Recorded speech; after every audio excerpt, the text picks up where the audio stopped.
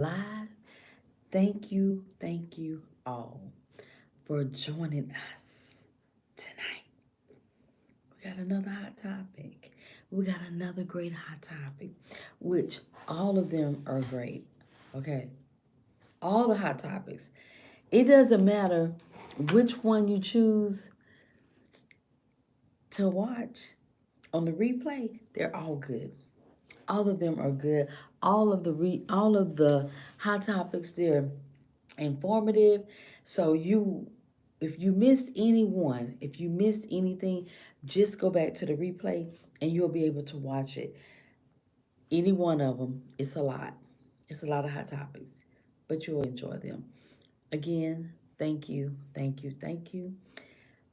for the new people tonight that's here, that's watching, that's going to watch.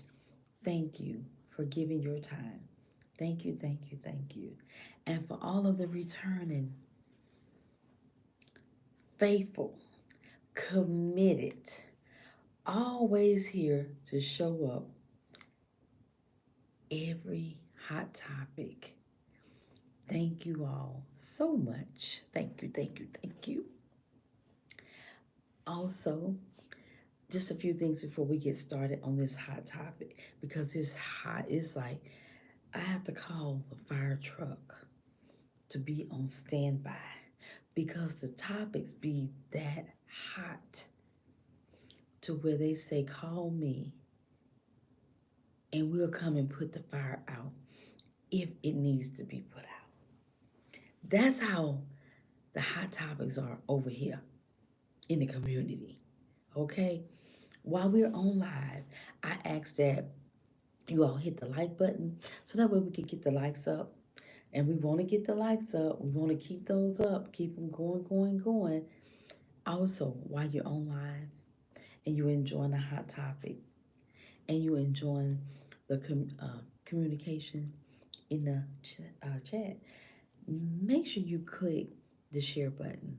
Click the share button so that way we can bring other people in while we have this amazing conversation amongst the community. So make sure you're hitting the share button to invite other people in so the we can all enjoy this wonderful hot topic. It's hot. If you hear every night, you already know it's hot. You already know. I don't even have to tell you it's hot because you already know. Also, there are ways that you can support the channel. One way to support the channel is to go and watch the videos. Watch the videos, like, share, and comment. You have a variety of videos. There are 3,100 videos on the page. 3,100 videos that I made. That's a lot of videos. So they range. They range from cooking to cleaning to swimming. They 31. Currently there's 1.5 million lifetime views on the channel. 1.5 million lifetime views and 3,100 videos. Yes, that's a lot of videos, y'all. And I need you all to go and watch the videos so that way we can continue to grow the channel and I can continue to bring hot topics because I enjoy the hot topics and apparently you all enjoy the hot topics as well because y'all are here and I appreciate y'all and I thank y'all for being here as well on the hot topic. Um, Another way you can support the channel is we currently now have access to Super Chat, and we also have a new feature which is called Gifts, and they're right up there. Anything you would like to donate towards the channel for it to help with the channel growth, gladly appreciate whatever amount it is. Thank you in advance. Thank you. Also, we also have channel membership. Yes, we currently have channel membership. The channel has had that about 2 weeks, I think. About 2 weeks for the channel membership. So I am very excited about that, about the channel membership. But We got a hot topic. We got a good hot topic. Um, it, yeah, it's good. And if you've been here before, you know these hot topics be good. You know they be good. They're informative, and everyone is welcome. Everyone is welcome. All the that I asked, that's a requirement. That if you comment in the chat, you can comment whatever you want on the topic, as long as you are respectful. You have to be respectful at all times. No disrespect will be tolerated. In the event, now, in the event you get a little froggy and you want to be disrespectful in the chat, we're going to have to move you over there in timeout and give you a little time to get yourself together, but you'll be able to come back. It's just that you have to go over there and get yourself together because we can't disrupt the chat with, being disrespectful. So if you can be respectful, if you can be respectful, you can chat whatever it is that you like, whatever it might be. As long as you're respectful. That's all. That's all that's required. Is respect. And that shouldn't be hard to do. That shouldn't be hard to do. Thank you all. Thanks for coming in. I'm gonna go ahead and thanks everybody for coming in. Hey Paris. Hey the bros. Hey, how y'all doing? I'm so glad y'all decided to stop by on this Saturday evening before Christmas. How about that? How about that? But let's get started with this topic, y'all. So the topic of tonight is uh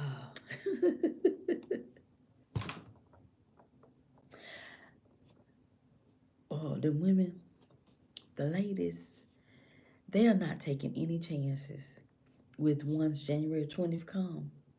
They're not taking any chances with their right, their own personal right, whether or not they'll have the right to choose. They're taking it into their own hands already. And what a lot of them are doing, they're buying the morning after pill and the abortion pill. They already, after the election, I just discovered this in my research. They're buying up the abortion pills and the Plan B, which is the morning after pill. So, because they don't know, they don't know what's gonna happen once Trump takes office, because you know, he talking about the abortion, Planned Parenthood, and all of that stuff. So women are afraid that they might not have access to this, Plan B, the the Plan B, aka morning after pill, and also the abortion pill. So they've been buying it up, y'all. The pharmacist said they can't keep enough of it because women are panic buying these morning after pills. And to be honest with you, I don't know, like, if it was me and I was afraid that,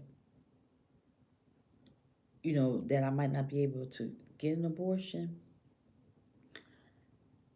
I wouldn't stockpile up on no Plan B. I wouldn't. What I would do if it was me and I was afraid that I wouldn't be able to have an abortion if that's what I choose to have, because they, changing things, or they done change things, whatever the case might be. What I would do, I would just, y'all, every time I get on here, why something get in my throat? Hold on, y'all. Let me drink some water. I don't know what it is every time. My throat be trying to, it be trying to, something. And, excuse me, and if it was me, I wouldn't be stockpiling no Plan B Mm-mm. I want to be stockpiling Plan B and none of them other B's. Because if you got, to me, my own personal, if you got a stockpile, what you doing? What are you doing that you that afraid that it might be, you might can't get the morning after pill or get an abortion, that you got to go and buy up all these, how many pills. What you doing like that? What are you doing that you that afraid that you that afraid that you got to go stockpile these pills, the morning after pill, the I think the abortion pill they said, and I'm just like, what y'all out there doing? Because even if even if something changed to where you're not able to, get an abortion or whatever the case is, why stockpile it? Why go on them? Why choose to buy up? I don't know. I wouldn't do it. I'm just being honest. I wouldn't do it. Now I might give me a few. I might give me a few, but I'm not gonna stockpile. But let me read y'all the article.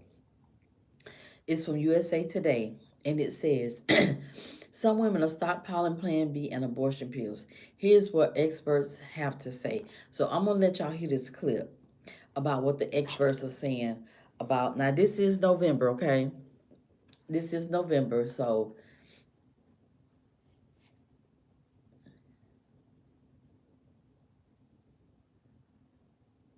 this is November, but we're gonna listen to it. So tonight's topic is about women stockpiling. Well, they're panic buying the Plan B, the morning after pill, and the abortion pill because they're afraid of what might happen once Trump get in office January 20th. Because he's been saying what he's going to do about abortion or Planned Parenthood and all those things. So women, after he was elected last month, they immediately went into a panic. They immediately went into a panic about, buying the Plan B and the abortion pill. But my thing is, how many Plan Bs you gonna take? How many you need at some point? And I'm a woman, so I'm gonna speak my truth about it. If you got to panic buy up Plan B's, abortion pills, you might need to rethink your life. You might need to rethink your life because that's why. Why are you doing it? I understand that. I'm not gonna say I wouldn't get a few Plan B's if that's what I had chose to do. But I ain't gonna be buying like that. But let me read the article to y'all. Well, this is what, so it says some women are stockpiling Plan B and abortion pills. Here's what experts have to say. So let me let y'all listen to it.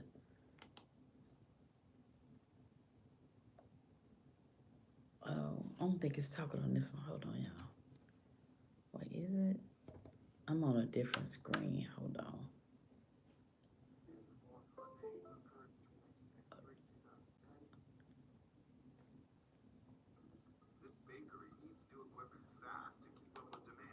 Hold on, I'm trying to turn it up. Okay, there you go. Hold on, this is a commercial. So y'all can hear what he said about the women stockpiling the Plan B.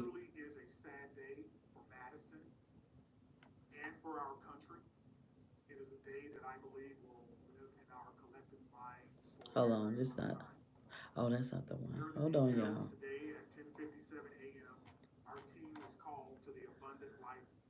Oh, that's the girl. Hold on, let me stop it. Okay, so let me find it because that was about something else. Okay, so this is what This is what they're saying. It said, despite major wins for abortion advocates across the nation, with reproductive rights being added to 7 states' constitutions, the anticipation of another Donald Trump presidency have left some women. This was in November, y'all. Have left some women fearful of for abortion access nationwide. Many have taken to social media platforms to share that they will be ordering emergency. These women is not playing. They gonna get this any means necessary. Ordering emergency contraceptives and abortion pills before Trump takes office in January. So they're preparing now. How many they buying? I don't know, but maybe they'll tell us. It says Oklahoma native Brian, who asked for her last name to be withheld, encouraged her TikTok followers to get Plan B and a pregnancy test from their pharmacies as soon as possible. You might as well get them now in case they go out of stock, she said. In Oklahoma, abortion is illegal and the procedure cannot be performed unless it's necessary to protect the mother's life. So she she was over there telling them, look, get the Plan B. She said get pregnancy tests. Y'all be doing a lot apparently. Y'all be out here in these streets moving irresponsible. A lot of y'all moving irresponsible because why you need to go ahead and get. Let me finish reading before I get my commentary. And then it says, I don't want to fearmonger people. I don't want to be like, hey, it's going to get worse. But I think there is a possibility, and I think we need to be prepared for that. She told USA Today, though Oklahoma's restrictive abortion law, which bans abortion unless medically necessary, went into effect in January, went in effect in 2022. She's feeling more anxious post-election. Since Roe v. Wade was overturned, lawmakers have made various attempts to block and criminalize the distribution of abortion pills. Wyoming became the first state to outlaw. Oh Lord, they outlawed it. Abortion pills in March 2023, though this law has yet to go into effect pending a lawsuit. So they just wanted to outlaw the pills altogether in Wyoming. So you got to go across the state line or something. I don't know. Brian is preparing for the worst. At this point, if Plan B is easily accessible, it's like why not stock up? Girl, what are you out there doing like that? And how you okay. I don't think people should start buying 50 of them. I think you should have a couple of emergencies. Stockpiling the morning after pill. On November 6th is the morning after pill legal. Increased in searchability by 700%. This that was searched 700% on November 6th, the morning after pill. They wanted to know if it was legal. I guess if it was still legal. And they want to know the shelf life of morning after pill and abortion pill online became breakout trending terms. Wow, that is wow. WISC, a telehealth service that provides sexual and reproductive health care, have seen a massive increase in sales following the election results. According to their chief executive officer, Monica Sapak, emergency contraception sales increased by approximately 1,000%. Wow. Emergency contraception sales increased by approximately 1,000%. That is wow. And new patient emergency contraception sales were up 1,650%. Birth control sales were up 50%, and medication abortion orders went up 600% in comparison. Ooh, they doing a lot. WIS experienced a 900% increase in emergency contraception sales following the Dobbs decision in 2022. And it says Julie, a healthcare company that sells emergency contraception online and in retail stores also experienced a stark increase in sales.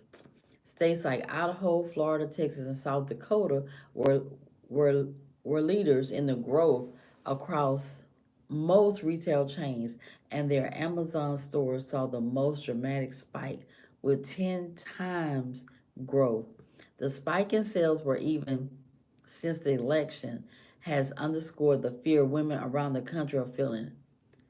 CPAC says women are and should continue taking control of their health care and feel empowered to invest in preventing reproductive health in a time of uncertainty. Wow, that's a lot. That's a lot. Oh my goodness. They they doing a lot of unprotections, being unprotected stuff. I would be more worried about catching something than getting pregnant. But let me go on. It says Beatrice Barber, a mom of two in Los Angeles, has already taken steps to ensure her access to contraceptive and abortion care by ordering um, mifepristone, a drug that blocks progesterone. Wow, I am learning some stuff about this. I did not know any of this.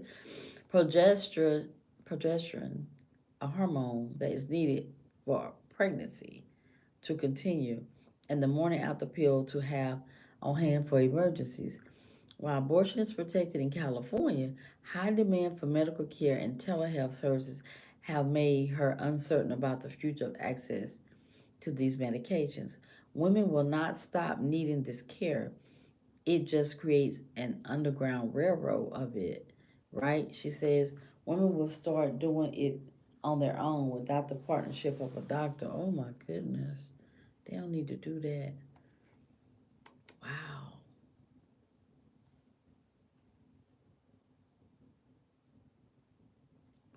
Wow. That's a lot. And it says, then it says, is it safe to stockpile Plan B? So that's the question. Is it safe to stockpile Plan B? In most cases, experts say yes. If women have the morning after pill on hand, they can immediately use it when needed, which increases its efficiency.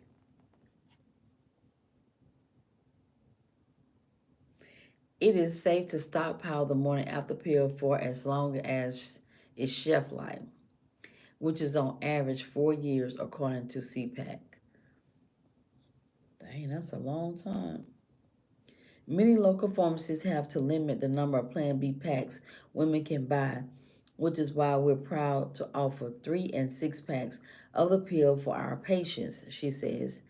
This approach encourages women to take agency over their own reproductive health and ensures they have resources available when needed most. Dr. Jan Van Dis, an obstetrician in New York, calls stockpiling the morning after pill and abortion medications disaster preparedness. You want some disaster preparedness in the event that these medications aren't available, she says. The more of those medications that are out in the community in people private medical cabinets, I think the better. The majority of patients who take mis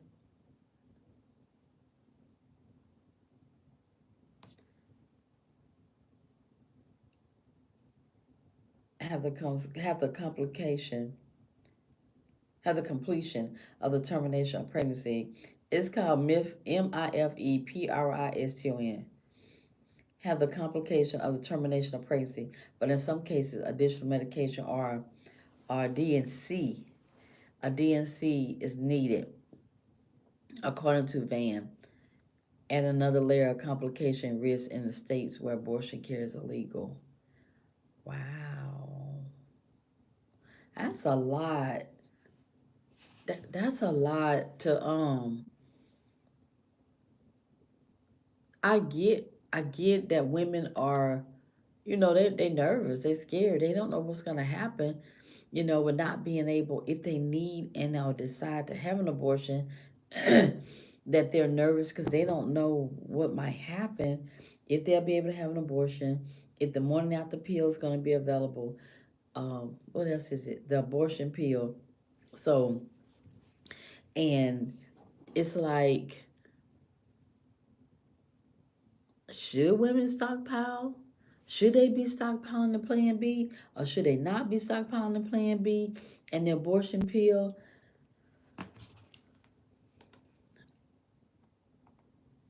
I think if that's what they choose, if that's what they choose, and then it says we will see a shortage of these medications.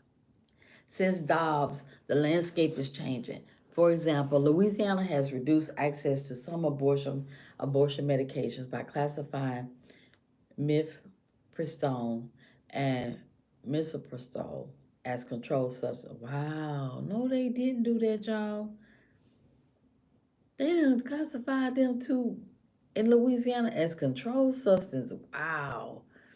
At which they are continuing their focus on spreading awareness and educating women on the resources still available while keeping close eye on evolving legislation so they can be prepared to shift their strategy accordingly. We have patients living in reproductive care deserts, and a large portion of our patients living in restricted states like Texas and Florida, CPAC says. So we're going to double down on expanding access by working with our pharmacies on supply and partnering with organizations who share our same mission. Wow, Louisiana is tripping. So they done made those two prescriptions, well, those two medication, abortion medications in Louisiana as a controlled substance. Now I think that's too much. I think that's too much. I mean, why? Why would you make those as a controlled substance when they not a controlled substance? That is wow. It really is. That just, to me, that's like taking it to a whole nother level.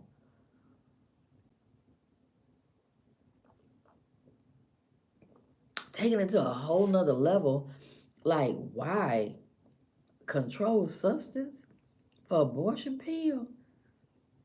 Wow, they really trying to, Louisiana really trying to do it. They trying to do it to the women. That's a controlled substance now? Mm. That, I got issue with that. I got big issue with that. Like, why? It's not a controlled substance. It's an abortion pill. Y'all, they trying to tell, I think they going a little too far for me. I mean, if you ask me, with when it comes to women's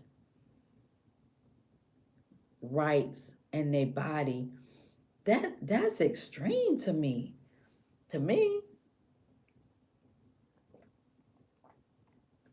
because now you really, really like, oh, we gonna make sure in Louisiana, we gonna make sure that y'all don't get nothing. If you do, you gonna be, then they gonna try to charge them with a crime. Y'all. But what I don't understand is why why go to such depths about a woman right to choose with her body what she choose. I don't understand that. I don't understand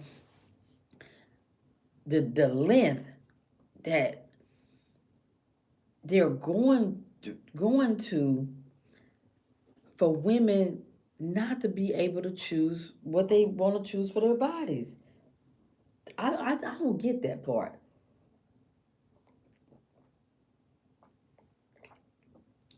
I don't get that part because I don't understand.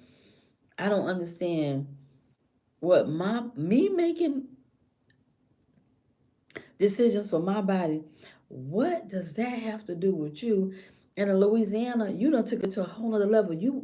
Now you say that's a controlled substance, though, that abortion pill? No, no, mm-mm, mm-mm. That's just too much. Because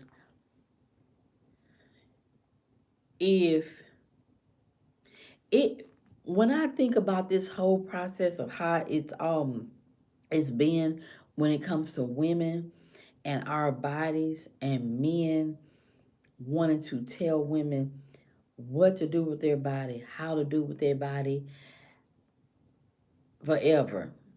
And now in Louisiana, women could possibly go to jail for an abortion pill that you have deemed it to be a controlled substance. Really, Louisiana? Really? I used to live in Louisiana, and they be tripping. They really, really do. But this right here, I didn't even know that. I had no idea that they have clarified, have have deemed the abortion pill uh to be a controlled substance. That's wild.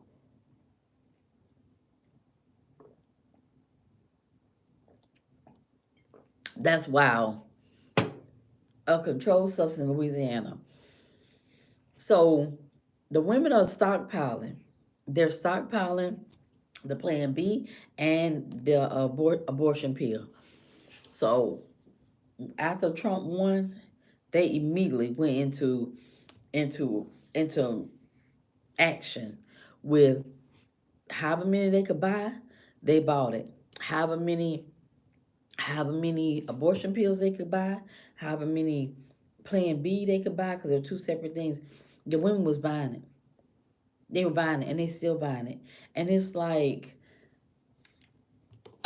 in my opinion, it shouldn't even have to be like that. I mean, you said sad though, but no, what's sad to me, what's sad is when people, a group of people, try to tell other people what to do with their bodies. That's what, to me, that's what's sad to me, y'all.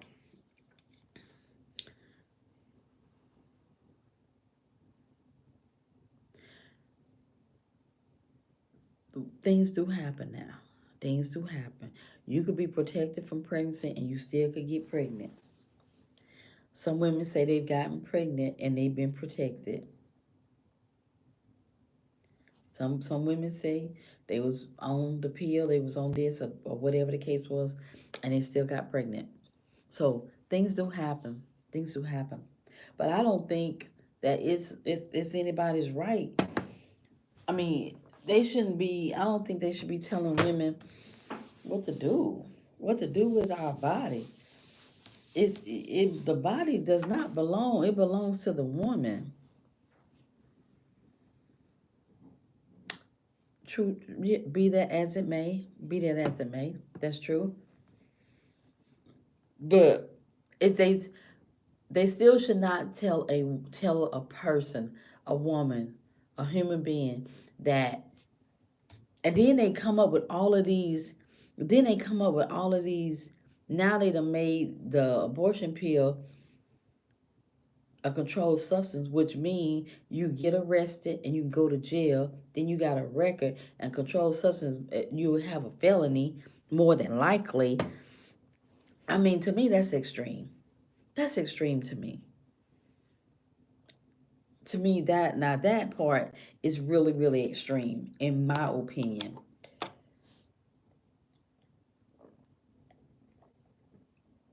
In my opinion, that's extreme.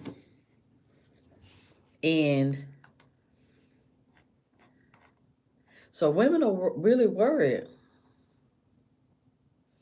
And the Plan B lasts for 4 years. So can you imagine how many Plan Bs that women have bought since November election night? A lot, a lot. And if I was buying if I had the choice to buy Plan B, I'll get me a few plan B. Because things might happen. Before things change, I'll get me a few plan B. I should if I was in that group.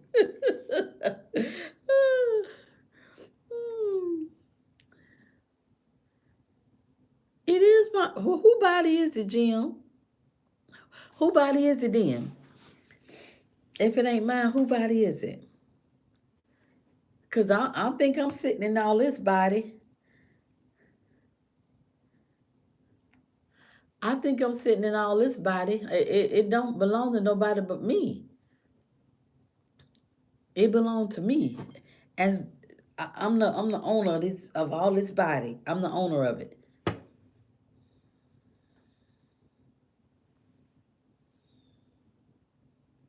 So tell me why you. So tell me why. So who is that? Proud American. Tell me what's your issue? Why you have an issue with women having abortion? What's your true, honest issue?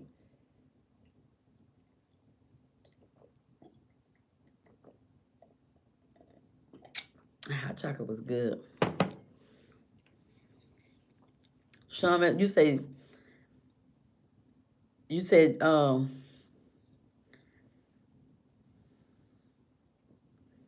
God is the owner of our body. Okay, so let me ask y'all this. So when you do y'all okay, if you drink, that means God's still the owner of your body, right? If you smoke, if you overeat, all this going into your body.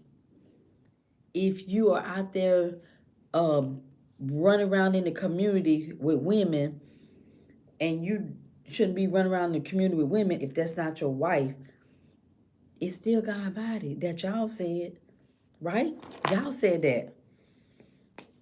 Y'all said it's God's body, but y'all don't treat, many of you don't treat your body like it's God's body. But when it comes to the woman, oh, it's God's body. It's God's body. So why your body ain't God's body too? Why your body don't belong to God too? And you do everything under the sun with your body. Help me out here now, cause I'm trying to understand. I'm trying to get an understanding here because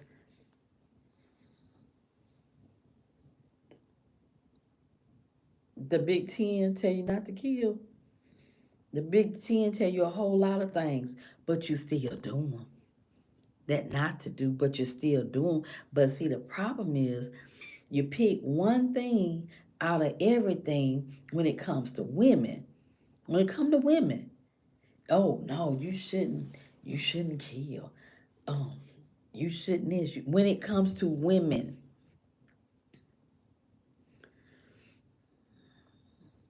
are you against men paying child support if they don't want to be fathers? All men don't get put on child support. All men don't get put on child support.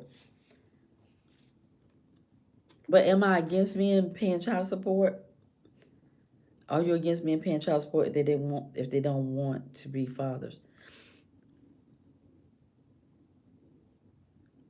That that depends. That depends. That depends on different things. I mean, it's just such a to me it's just such an argument about abortion, and it's always been for a long, long time. It's when it comes to the woman and our women and our bodies. Everybody want to tell a woman what to do with her body and how to do it and when to do it, and that's just not the way that it need and should be, in my opinion. Not true. What's not true? What's not true? Oh, my thing fell. My light fell. What's not true, Sean?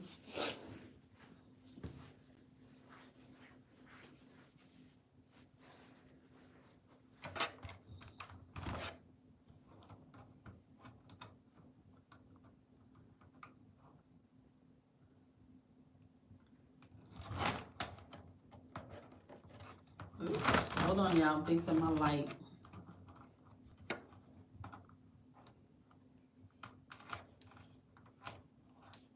Oh, maybe I'm gonna let it go. Looks like another love TKO. The light is darker.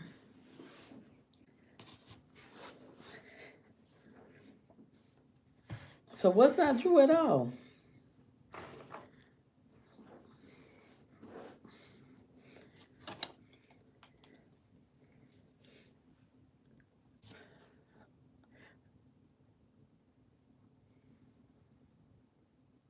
Yes, you are. Yes, you are. If you're trying to tell a woman what she can do with her body, with or to, that's trying to control her. That's trying to control her. If it's put into, they're trying to make an argument about, well, if a man never had kids before, he need to have a vasectomy. If he never had kids before, he need a vasectomy. That's trying to tell a man what he should do with his body because he haven't had kids before. It's still a controlling issue. It's still controlling. It is controlling bodies. You're trying to tell me that I can't have an abortion with my body if that's what I choose to do. If that's what I choose to do, you're telling me that I can't do that. And that's not, yeah.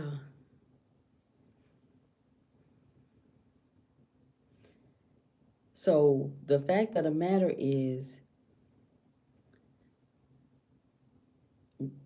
regardless of what you say, everybody should have a right to choose whatever they want to do with their body as far as women are concerned. We're talking about the women. I'm talking about women. A woman should be able to choose what she wants to do with her body. Because at the end of the day, it's her body. So I'm not sure why this keep going on and on and on about abortion. I just don't get that. Why that's still such a big issue. She have to carry the baby. Don't she have to carry the baby? So with her having to carry the baby inside her body, she should have the right to say whether or not I want to carry this baby or I don't want to carry this baby. The baby can't survive without her. The baby cannot survive without the mama. So if she decide not to do it, I mean not to carry this baby, because the baby need the mama. And if she say, no, I'm not gonna do this, I don't want to carry this baby. I don't want this baby. I want to get rid of this baby. Then that should be her right to be able to do that.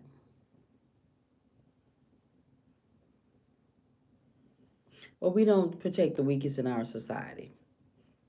We do not protect the weakest in our society.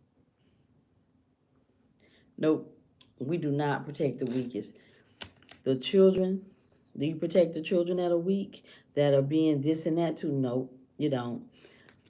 Our senior citizens? No, you don't. It's just the women that are of childbearing age that seems to be the issue. Because when you say the weakest people, that's not true.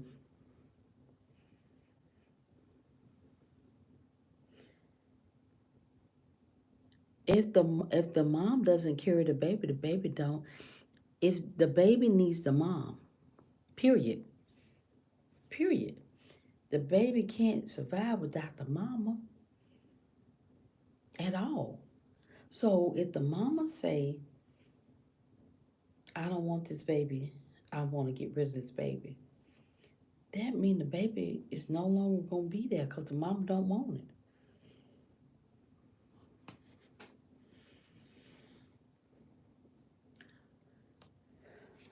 I think the mama should have a choice to be able to say if she want that baby. You know, if she want to carry the baby.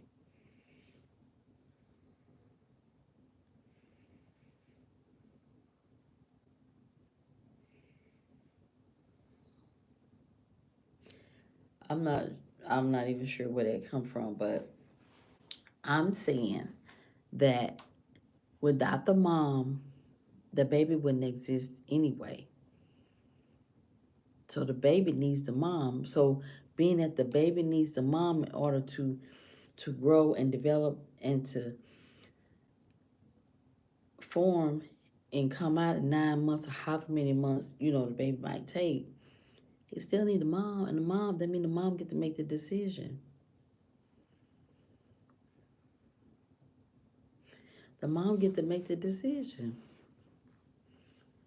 And being that she get to make the decision, um, because it is her body that the baby is in, going to be growing inside of. Who got a guilty conscience? Who got a guilty conscience? Half hawk. Who got a guilty conscience? Tell us who got a guilty conscience. Let us know so we could discuss it. Me? I gotta do this. About what? What I got a guilty conscience about? So we can discuss it.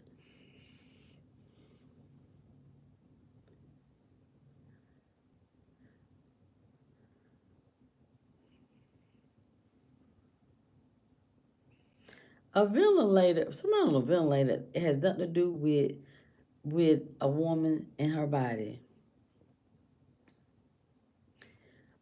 Half hog. I appreciate you coming in here, but I don't appreciate you coming in here like you coming. Just because I'm saying that what I'm saying, that does not mean anything besides I'm saying I'm giving you my thought.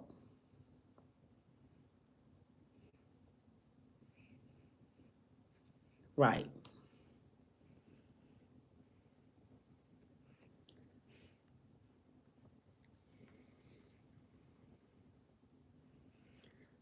Well, well, in order for a woman to be able to even be pregnant, don't it take a man? Don't it take a man to and they both get together? So I think y'all need to be talking to your fellow brothers with some discipline and teaching them discipline. If you discipline and you know your fellow brothers aren't disciplined, then talk to them. That'll stop a whole lot of this. That'll stop a whole lot.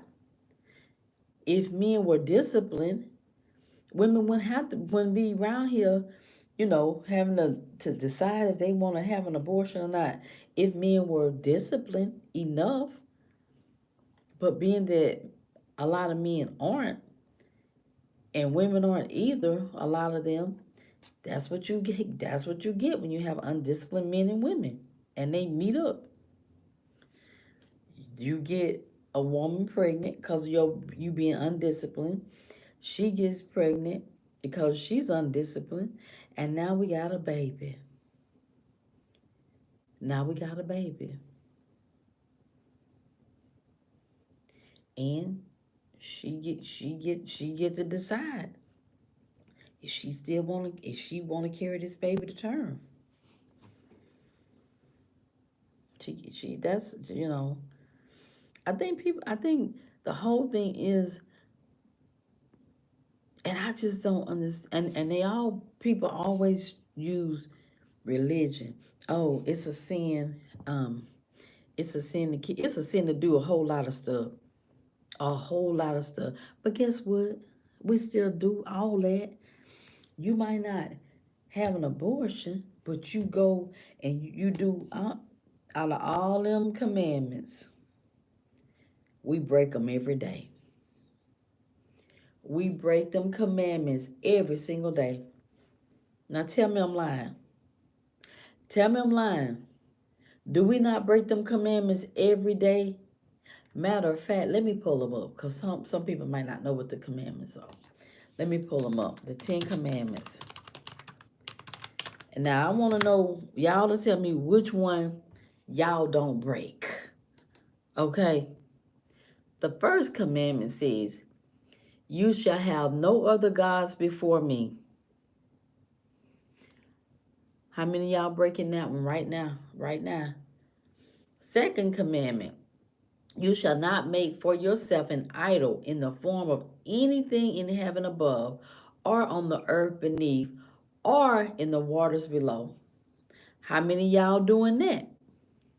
Third commandment, don't misuse God's name. How many of y'all doing that? Fourth commandment, remember the Sabbath day and keep it holy. How many of y'all keep the Sabbath day holy? How many? Fifth commandment, honor your father, your mother and father. How many of y'all, when y'all was growing up, y'all talked back to y'all mama and y'all daddy, or whatever the case might have been? Yep. Or even to this day. Number 6, the sixth commandment, do not murder. Seventh commandment, don't commit adultery. How many of y'all done committed adultery? Number 8, don't steal. How many of y'all been stealing? How many of y'all done stole some stuff? The ninth commandment, don't give false testimony against your neighbor. How many of y'all lied on y'all neighbor, y'all co-worker, or somebody else? The 10th commandment, you shall not covet. How many of y'all is coveting? So if you tell me that y'all have not broken any of these 10 commandments, not one of these commandments at all, I will tell you that you're not telling the truth. You're not telling the truth. If you have not broken out one of these 10 commandments, that means you're perfect. And you know what? We know God did not create perfect people. So we know that's not true. Out of these 10 commandments, you at least break one a day. At least one a day. I don't know which one. You might not murder nobody, but it's 9 others. It's 9 others. So when we all do. So one commandment ain't no better than the next one. One ain't no better than the next one. And if you're married, you committing adultery. You just don't want nobody to know. You covet, and you talk about your neighbors and the people on your job. You don't like your boss, or you hate that company. You're talking bad about your company.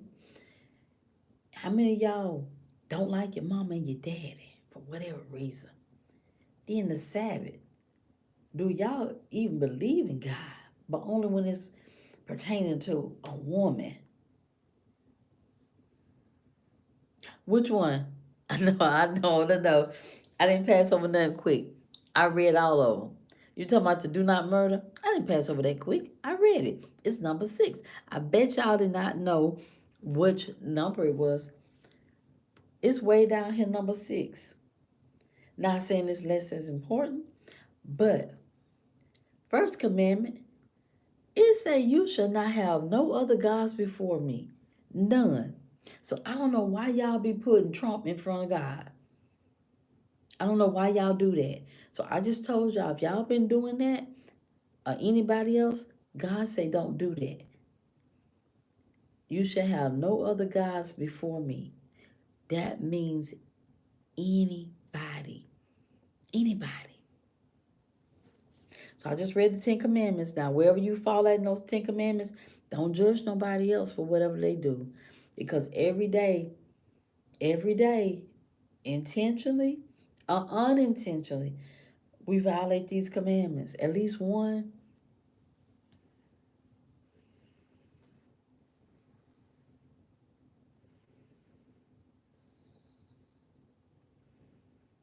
It's still a commandment breaker, though. It's still a commandment breaker. So it don't matter. It's a commandment breaker. It's a commandment breaker. I didn't make the commandments. I didn't make them. This is a set of religious and ethical guidelines that are said to have been given to Moses. They say this was given to Moses by by YHWH in the Hebrew Bible. So I'm just saying, out of these 10 commandments, you look like you go to hell for either one of them if you don't get right. Because we supposed to live by these commandments. Don't covet, don't steal, don't murder, don't commit adultery, don't give false testimony against your neighbor, don't misuse God's name. Remember the Sabbath day and keep it holy. How many of y'all remember the Sabbath day? How many of y'all keep it holy? That's a commandment. But y'all want to go around here and talk about uh the woman, about how she uh have an abortion, and she ought to be ashamed of herself. But y'all breaking commandments too. God look at all the commandments the same. One commandment ain't no, one misuse of the commandment ain't no better.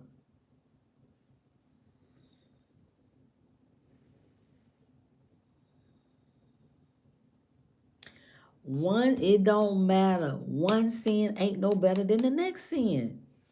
How can sin is sin? Sin is sin. No matter how you look at it, sin is sin. Period.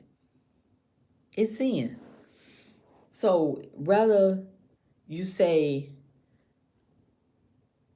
about the woman, she killing a baby. God against that. God is against these other 9 commandments too that you commit every day too. Yeah.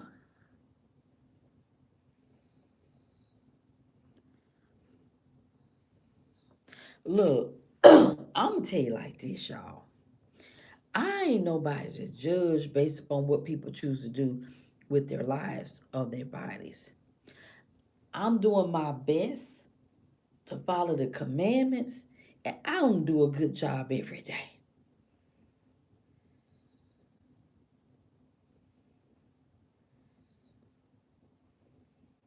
Okay, Christopher. Hey, how you doing today? But thanks for joining. So yeah, so who are we to judge? Who are we to judge what someone chooses to do? Your sin ain't no bigger than mine. My sin ain't no bigger than yours. Sin is sin. It's sin, regardless of what sin. It's still sin, and God still look at sin, all the sin. Oh well, I'm not gonna do that because that's sin. Well, it ain't that big. No, it's big because God said it. God said that sin is sin. And then abortion be illegal.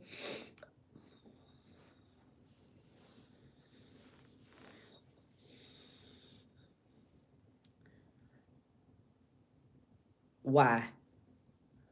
Why, Sean? Why should it be? Why should it be illegal? Tell me why it should be illegal.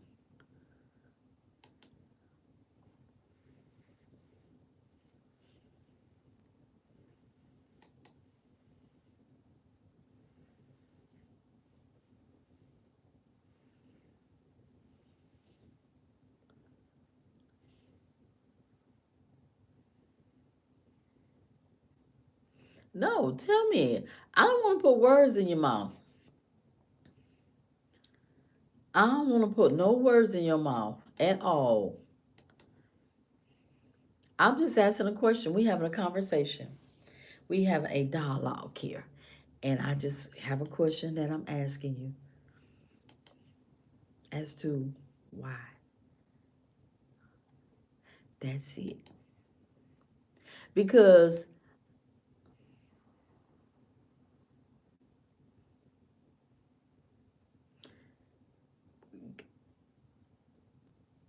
really, Sean, really, Sean, you about to go in timeout. You were doing good, but you about to go in timeout. You about to go in timeout. Because here's the thing.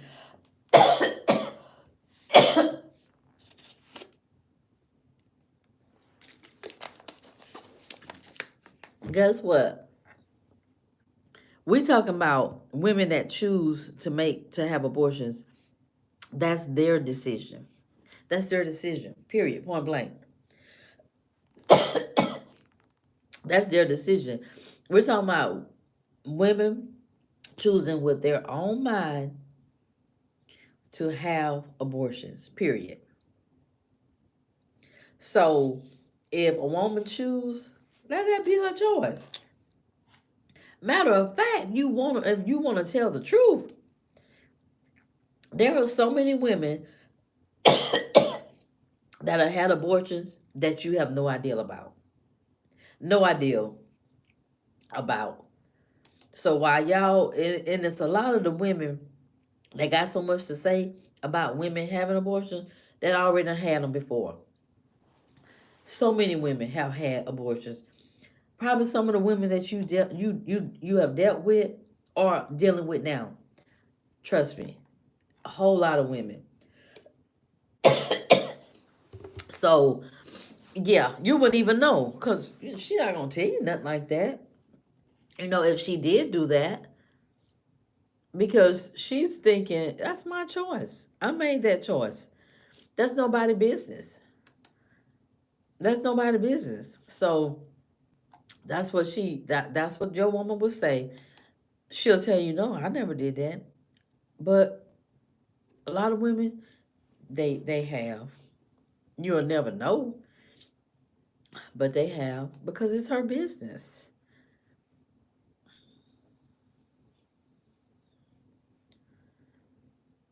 Well, it already been millions of abortions done already. So and nobody knew. Nobody knew. Nobody knew. All right, Sean, thanks for coming. Thank you. I appreciate your input. But yeah, when it comes to abortion, I mean, women should have the right to choose whatever it is that they choose, just like men have the right to choose to go out here and make all these babies with all these different women. They make the choice too, and they make the choice to leave and not take care of them as well. But now they should be made to get vasectomies because they out here just being putting all off in the community, just dropping seeds all in the community like they planting a garden. So they should be made to get a vasectomy. They around here spreading their garden, making gardens everywhere, every neighborhood they pass. So, if they was to say that, then that'll be an issue. Men wouldn't put up with that. They would never put up with stopping their reproduction. Never, ever, ever, ever, ever. But y'all want to tell women what to do, per usual. And women are like, no, we're tired of that. We're fed up with men, for the most part, trying to tell us what to do. We're not standing for that anymore. We're not going to stand for that. We're taking charge and we're doing what we can do. Yeah, they be playing gardens. They'll plant a garden over here on this side of town. They'll go across town and plant a garden. Then they'll go on down there to the next county and plant a garden. Then they'll go out of town, plant a garden. They got garden. They just fertilizing the garden, fertilize, dropping seeds and then putting fertilizer on top. But nobody talk about that mess. But it's always the women where it's such an issue with women. I'm like this. I'm I'm okay with. First of all, let's just be honest. We don't know who having abortions and who not having abortions. We don't know who having them and who not. Because for one, I don't care. I don't care who having an abortion. I could care less who had one. I could care less who had one. Because at the end of the day, it has nothing to do with me. And I'm not gonna be that gung ho as to be that upset if a woman choose to have an abortion. It ain't got nothing to do with my household. Nothing at all. Matter of fact, I don't even know that lady. I don't even know her. But because when it's a woman and women need to be told what to do and kept in their place and have all these babies, and then the babies get abused, get this, get that, and then oh my God, I can't believe that she did this or she did that to that baby. Well, she knew she wasn't able or capable, and well, keep your legs closed. Things happen. Things happen every day. A lot of it is in your control, and a lot of it isn't. Things happen, and sometimes with things happening, a woman get pregnant, and then she trying to make a decision. Should I keep this baby, or should I go to the clinic? And that's how women be. Not all women, but a lot of women. They be like, "Oh my God, I'm pregnant. I don't know what I'm gonna." And let me just say this, because men will never understand this. When a woman finds out she's pregnant, initially, initially, she is scared. Scared. She's scared because she is thinking like, "Oh my God," especially if it wasn't planned. That woman is thinking, "Oh my gosh, I'm pregnant. Oh my goodness, what I'm gonna do with this? What I'm gonna do with this baby? How I'm gonna take care of this baby?" Fear kicks in. So it's not like a woman is, "Oh, I'm going to the clinic." No, that's not how it go. When a woman, on average, when a woman find out that she's pregnant, immediately, in many cases, she's like, "I'm pregnant. What?" And she trying to process in her mind her being pregnant. The whole process, she's trying to, like, "I'm pregnant. Oh my goodness, what am I gonna do? Oh my gosh." Especially if she's by herself. Especially if she's a single mom. She's by herself and she don't have a husband. And she's like, even someone with a husband. And it's like, "Oh my gosh, what am I gonna do with this baby?" And all this stuff running through her head. What's she gonna do? How's she gonna take care of this baby? I mean, just all kind of emotions immediately is running through this woman's head. So when you hear men say um, the things that they say about a woman, and when it comes to her body and abortion and her having abortion, people have no idea. Men have no idea because a lot of them is back behind it. Women, they jump on the bandwagon. They done had abortions too, but whatever. It's an emotional. It's so emotional to where when that doctor tell you that you're pregnant, you immediately like, "Oh my God, I am." You even say, "Well, how did that happen?" You be like, "Well, how did that happen?" And it's like, "Oh my goodness, what am I gonna do with a baby? How am I gonna take care of a baby?" All this stuff you start thinking about. You start thinking about like, "Oh my goodness." And you like, "Okay, what I'm gonna do?" Some women, that might be by themselves. What I'm gonna do? Am I gonna keep this baby? If I'm gonna keep if she asks herself, a woman will ask herself if she's by herself, "Am I gonna keep this baby? Am I gonna get this baby up for adoption? Am I gonna get rid of this baby?"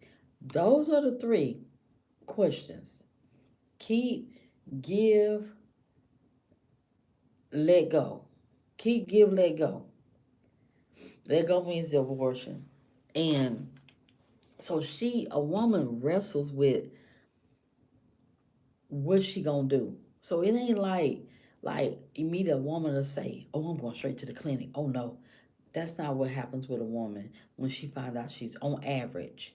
When she find out she's pregnant, a woman has to process what the doctor just told her that she's pregnant, and it's like, oh my goodness, like I'm pregnant.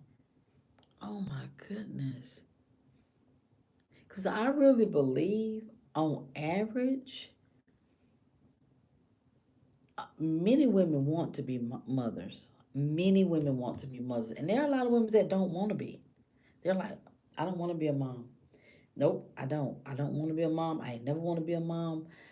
And so those women, when they get pregnant, they might say, "Well, I don't want this baby because I never wanted to be a mom anyway." So that might be a different thought pattern versus a woman that she want kids, but this might not be the right time for her to have this baby. And then that's when she might go into saying, she weighing out all her options, and she's like, if I had this baby, she trying to process, if I had this baby, who gonna keep the baby? How I'm gonna take care of the baby? And then if when she tell the person she pregnant for, she's pregnant, and how he responds when she tell him she's pregnant, that plays a huge role in her decision as well. Some women will be like, so men probably say, if they're not married to the woman, they'll probably say, "Oh, you got to get rid of that baby. You got to get rid of that. I can't. I can't do this. I can't have no kids. I can't have no kids." And so I believe, depending on the way that the man she pregnant for respond to her, that's what makes her decision, her make the decision either to keep the baby, get a baby up for adoption, or go and get rid of the baby if she's not married. That's what I think, because it's shocking to find out, especially if you wasn't planning to have a baby, and it's like you're trying to process it.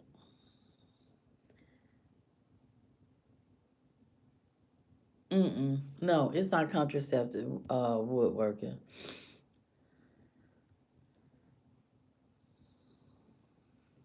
No, an even better choice would be for men to be disciplined enough not to be around here just willy nilly up in everything. That would be a even better choice. That would even be a better choice for them not to be willy nilly all around town. If you want the truth, cause they be willy nilly all around town, and they yeah. No, abortion is not contraceptive at all. It shouldn't be. It shouldn't be. I mean, I don't see how it would be, because I don't know. No, it shouldn't be. It shouldn't be at all. But I really believe that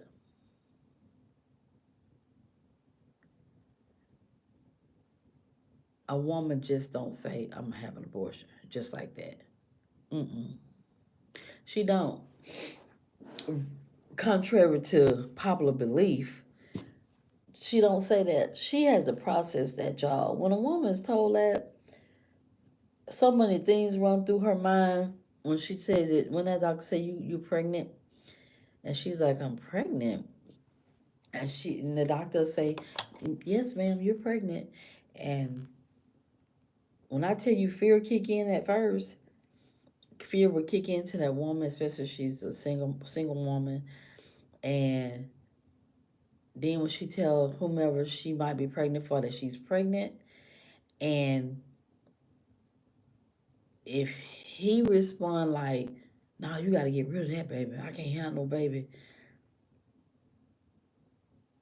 She she more than likely, the woman more than likely gonna be like, thinking to herself, dang, well, he don't want the baby. He said he don't want to have nothing to do with the baby and this and that, this and that.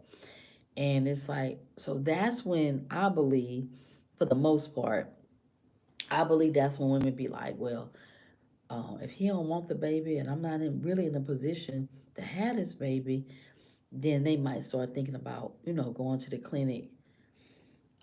That's what I think. I think it's no sudden process, y'all. They don't automatically, oh, you're pregnant, ma'am. And, oh, okay, I'm about to go down here to the clinic at 3 o'clock. That is not what the way women think. On average, on average, contrary to what y'all believe in your head, that's not how women think at all. So I'm telling you, because I'm a woman, and we have to process, because that's a lot. Think about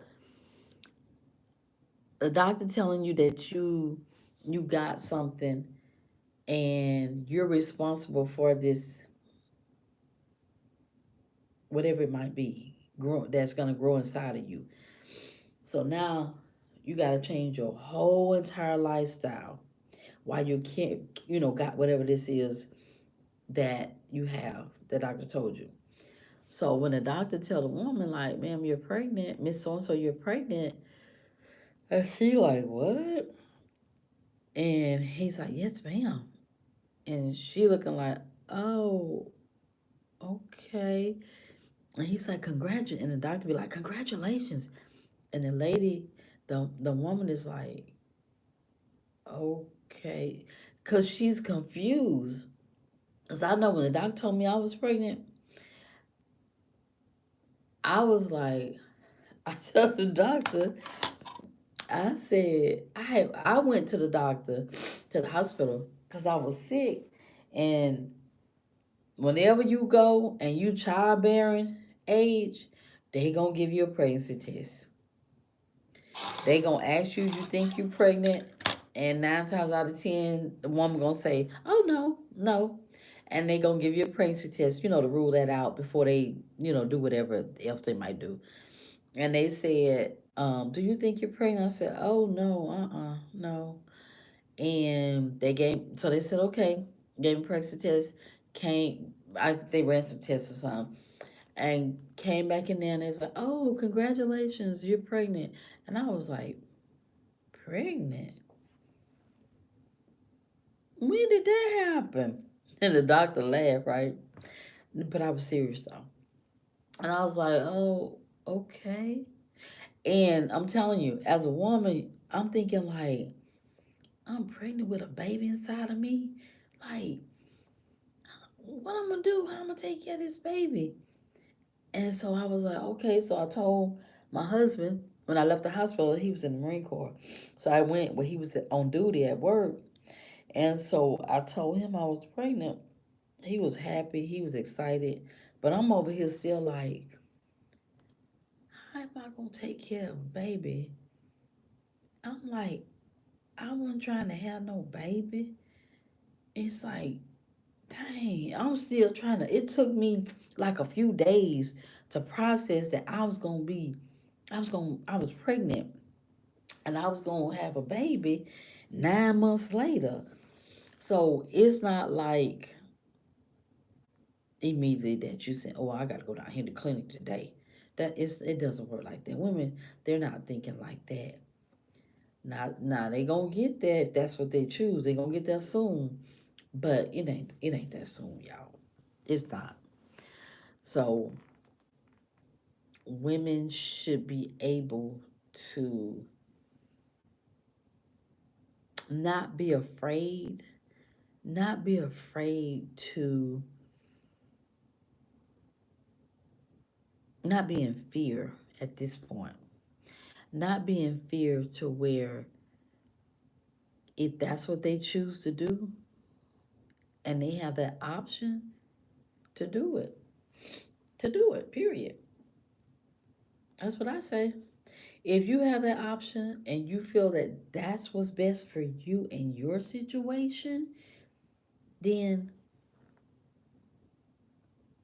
that do it. That's what I say. When I was a young Marine, we knew we weren't ready yet. So my wife was on contraceptives. If she did get pregnant, though, there was zero chance we would have aborted the baby. Yeah, yeah, because, but sometimes married couples have an abortion too now. I've known a few married couples that have had an abortion. And they just, things happen and they just said they wasn't equipped financially. So it's not just single women having abortions. It's married couples that sit down and make the decision, weigh their options, what they got going on in their life, and they decide to have an abortion. Married couples do, for whatever their reasons might be. And a lot of people, I think that it's just single women that have abortions, but it's not. It's not. It's married women have abortions as well, for whatever her and her husband, reasons they decide, but they do. Married women, married couples have abortions as well because it might not be the right time. It could be a number of things as to why they choose to not have a baby at that time. And still, at the end of the day, it's still their decision. It's still a decision at the end of the day. So, you just have to go with it. Um, And like I said earlier, we don't have no idea who be done had no abortion. We don't know who be done had no abortion. Trust me, them women y'all be with, they probably done had several abortions and y'all don't have no idea. And y'all the main ones I hear talking about abortions is this and that, and the woman y'all with or been with, she probably done had one. She ain't gonna never tell you, but she probably have. Yeah, she probably have. You missed the topic of magic. We're talking about the contraception. The the women were panic buying the Plan B. We're actually talking about the Plan B and the abortion pill. That's what we're talking about. How they panic about those things after the election, and they're actually stockpiling. That's what we're talking about. That's what the topic is about. Them stockpiling the Plan B and the abortion pill, and it all ties into it. So, but yeah, so I mean I'm like this. If they want to stockpile them abortion, I mean the Plan Bs, they good for 4 years. Now I will say this. I will say this. Now, not really sure why they need that many. I'm not sure why they need that many Plan Bs, because if you need that many Plan Bs that you got to stockpile, you might want to do something different. I will say that. Because I don't see why you need that many Plan Bs that you got to stockpile. However many you bought, I don't even know how many they buying. They just, it's on the rise. I think I read the article earlier. It increased for something like 700%, and then something like 500%. The numbers were crazy, crazy, and it's like if you need to stockpile, I'm gonna have to get my charger. If you need to stockpile Plan Bs, um, you're not really responsible. You're not really responsible, and that's dangerous. That's dangerous because now you are here pollinating all around town too, just like just like just like the men, and you're around here stocking up on Plan B because that's your security. That's your security because I could go and water the flowers across town, so I'm not worried about it because I'll just take this Plan B tomorrow. So I don't agree with the Plan B like they're using it. I don't agree with that because if y'all got to stockpile the Plan B, y'all might need to go and do a lot of things different, in my opinion. A lot of things different because, for one, that's not safe if you doing that much bunny hopping. You doing that much bunny hopping, mm-mm. Baby, sit down somewhere. Sit down somewhere because you doing too much bunny hopping in town. And ain't nothing good gonna come out of all that bunny hopping. I don't care how much Plan B you got. You need to go sit down somewhere. Because all that Plan B, fool around, get you played. Now, I will say that now. We talking about, we're talking about the, after the election, last month, after the election, women went on a panic buying spree for Plan B, the morning after pill, and the abortion pill. So that's what we're talking about. Um, how they went on this, they stockpiling. They said that they were stockpiling because they're afraid, they don't know once Trump is sworn in January 20th, they don't know what's gonna come of, I guess, the Plan B, if they're gonna do away with you can't buy. But in Louisiana, two pills that's used for the abortion pill, they have in Louisiana, they made those two pills, they put them on a controlled substance. So you go to jail for those two pills if you use those pills in Louisiana. They're considered a controlled substance now in Louisiana, which I think that's just outrageous. That's just outrageous to me. Yeah, that's just outrageous because now you're going too far. You're going too far to have to put that under a controlled substance. Yeah, no. So what y'all think about, what did y'all take on the the women stockpiling or buying? I don't know what definition stockpiling they mean, but what do what you say, acid? Just remember it takes two to make a baby. Well, I already done talked about that part, which,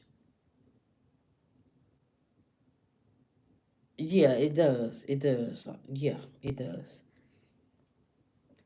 So, what do y'all think about?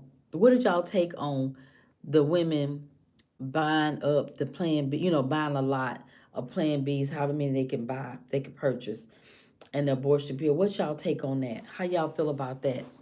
Them stockpiling, because that's what they said they were doing, stockpiling. What did y'all take on that? How y'all feel about that? Them doing that?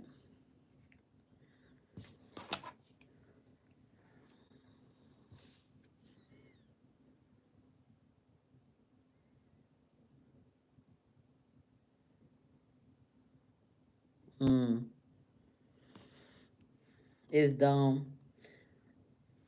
I mean, I don't. What you doing that you got a stockpile? I mean, that's the only issue I got about it because what y'all doing out there that y'all need to be stockpiling them Plan Bs like that? Y'all doing a lot. Cause if you got a stockpile Plan Bs, you. Mm,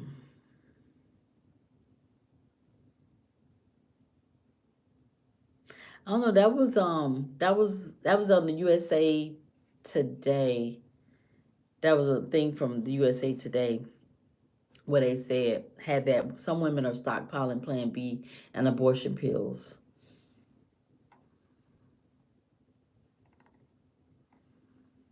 I would just have to question, like, why you need that many?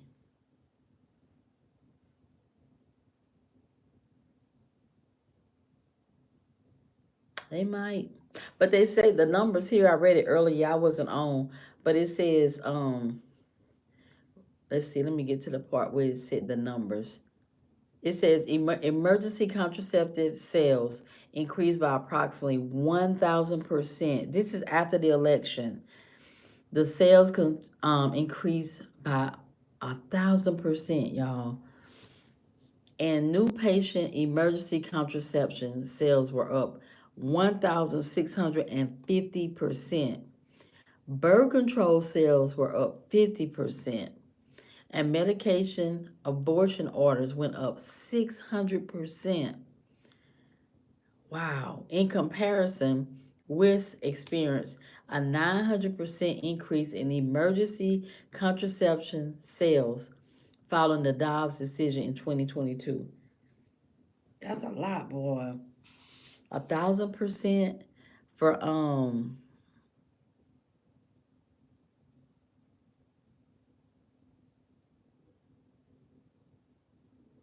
yeah, they could, yeah, you could, they could get birth control anytime. Hey Craig, they could get birth control anytime. It's the Plan B pills and the morning after pill. That's what they're stocking up on. And I guess the people just wanted to get, it said birth control sales were up 50%. At least they got birth control.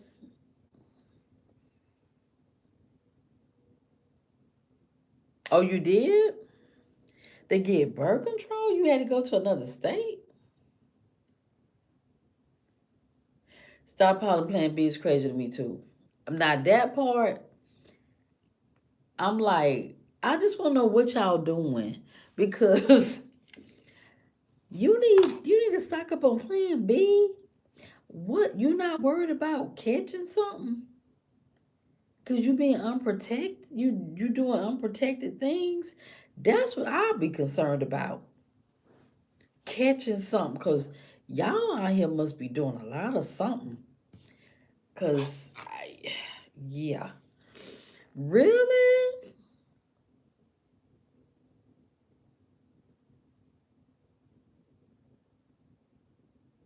you couldn't get the pills in Texas?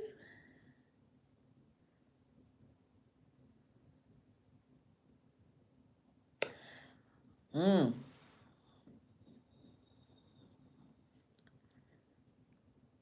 I know they. I did you have to go to Oklahoma to get the IUD, or you got in Texas?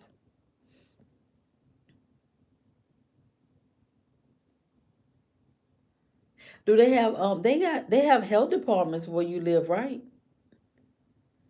Cause they do that at the health department.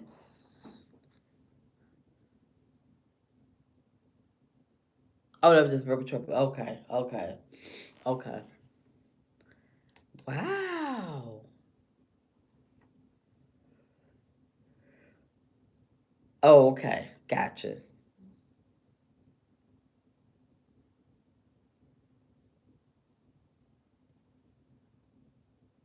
You said it's not because she said she was in. Where you say you was at? I think she said she was in Texas. She said I lived in Texas. I had to go to Oklahoma. Well, I thought you get birth control anywhere.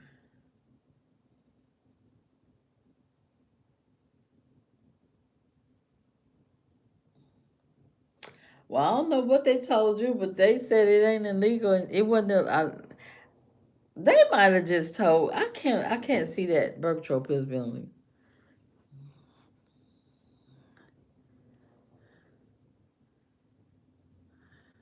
You said you had to. Well, why did you have to go to? I thought you were saying that you had to go to Oklahoma because you couldn't get it, or you were just saying you couldn't get it in Texas. I think that's what you were saying.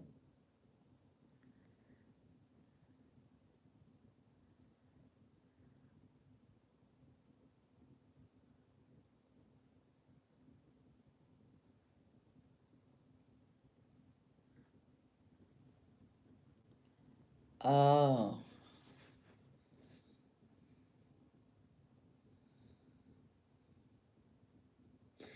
Oh, okay. You went to the Catholic place?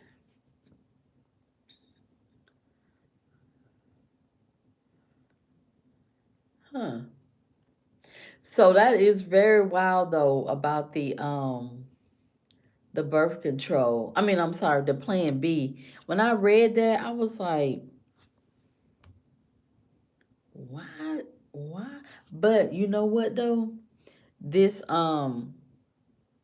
this lady that I knew, well, I met, and she used to do the deliveries for Instacart. She used to do the deliveries for Instacart. Well, you didn't say Catholic. We didn't know where you. We thought we didn't know where you were getting it from. You went to the Catholic what? Because I thought you went to the health department. Because I about to say the health department, they give you pap smear and everything.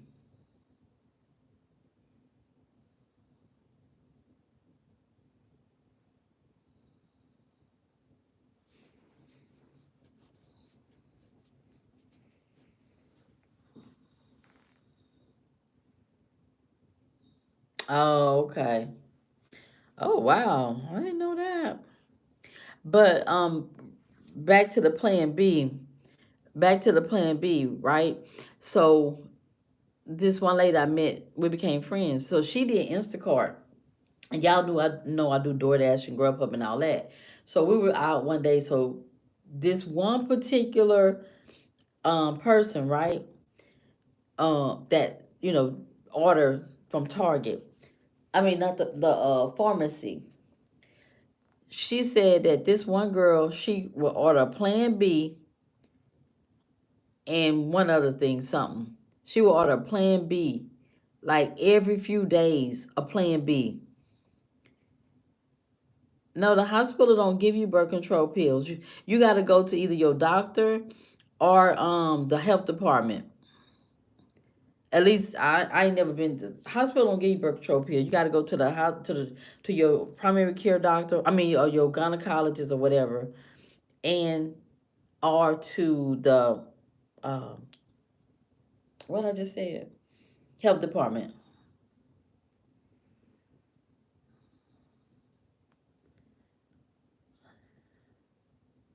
Yeah, she to a gynecologist. Yeah, she went to a gynecologist.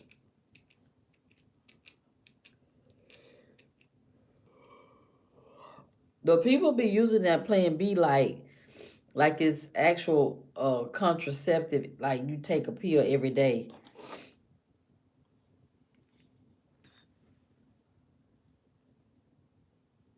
Yeah, things was a lot different a long time ago. Long time ago. But yeah, that's wild about the Plan B. It's like where you gonna keep all that at? And they say the Plan B is good for 4 years, so they'll be so yeah, that's wild though. That is really really wild. That it's unfortunate that a lot of women felt like that's what they had to do was like go in panic mode in order, the Plan B or the abortion pill, whichever one they might have ordered. It's sad that they had to go, they had to feel like that was their only alternative to mass order however many they were able to order for the Plan B and the abortion pill. But with the abortion pill, if I mean, you take it, in some instances I read, it said that you might still have to go to the hospital because you might have to have a DNC because you might, still have to get some stuff taken out of you. So I don't know. I don't know. Maybe something could come to terms with the whole ordeal, but I just think women should be able to choose what they want to choose without it being such a big issue. Such a big issue for all these years. All these years. So that's my take on it, y'all. Any final thoughts on women stockpiling, the Plan B, and the abortion pill? Any thoughts on it? Final thoughts, and then we'll move on to something else.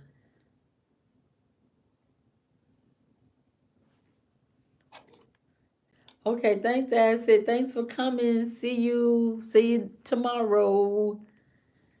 See you later. Thank you so much for your input. But yeah, so I don't think it's a good idea to keep all of that. I don't, because if you need to stock up, you just need to do something different, because that tells me that mm, yeah, you might be running around here doing a lot of stuff that you should be doing. You got to stockpile. I understand getting a few, but stockpiling, no, no. So what else y'all got? So we're done with if y'all don't have anything on that topic, what other topic y'all want to discuss while we're on? What else would y'all like to discuss while we're on here?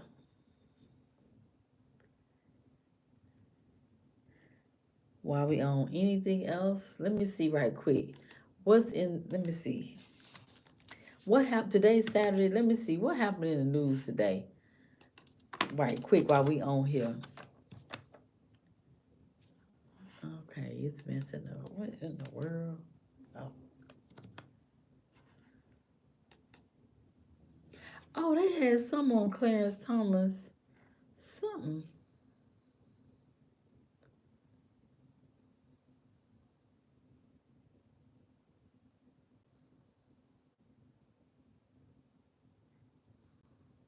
Okay, listen.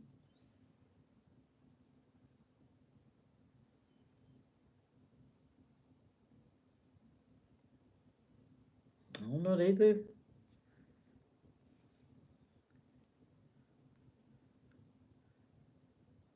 Okay, y'all. They said I'm looking right here.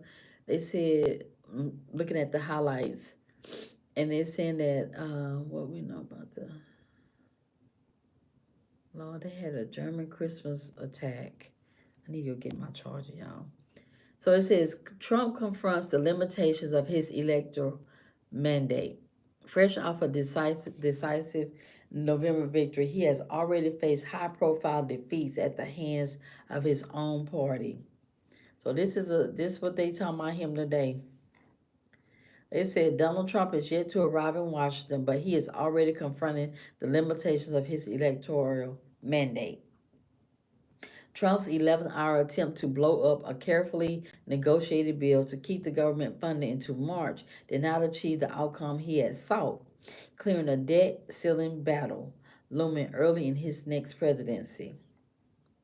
It did, however, expose a lingering rift among House Republicans that had been hiding behind GOP's post election euphoria and made clear Trump's sway over his own party remains far from absolute. In a stunning turn, 38 Republicans defied the president elect on Thursday by early Saturday morning, 48 hours after Trump threatened primary challenges for anyone who supported funding the government without eliminating the debt limit. 170 House Republicans and dozens of GOP senators voted for just that. The chaotic episode 1 month before Trump returns to the White House served as a reminder that governing has foiled plenty of successful politicians. And it foreshadowed the challenges ahead for Trump as he navigates a narrow House majority and a Senate full of people who expect to outlast the presidency elect's 4 year in Washington. Trump has asserted his decisive November victory should clear any roadblocks standing in the way of his agenda. He overstanding the breadth of his win. though he is the first Republican in a generation to win the popular vote, but ended up with less than 50% of the countries behind him, and his electoral college margin was sizable but hardly historic. It says the beauty is that he won by so much. Trump told Time magazine in a recent interview the mandate was massive. Yet Trump in the last month has already faced several high profile defeats at the hands of his own party. So they saying they saying that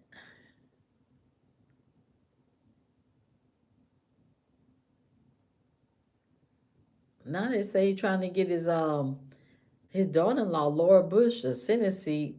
It says the president-elect appeared this week to punt on an effort to get his daughter-in-law Laura Trump a U.S. Senate seat in the face of quiet but unwavering opposition from Florida Governor DeSantis.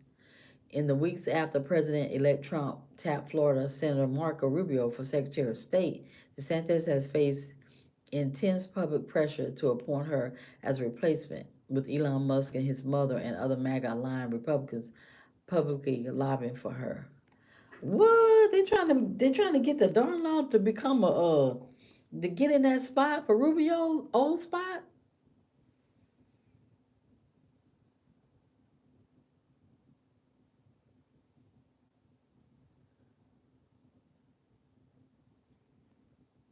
Mm. Okay. Okay. Okay. So it says on Saturday, Laura Trump publicly withdrew for consideration for the potential vacancy, posting on X. After an incredible amount of thought, completion, and encouragement from so many, I have decided to remove my name from consideration for the United States Senate. Oh, they just sending anybody up there.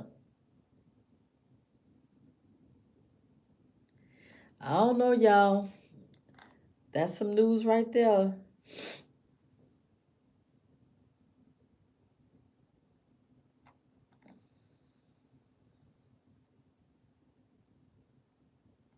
That's some news right there, y'all. What y'all think about he wanted his daughter-in-law to be this to take that open spot for the Senate in Florida?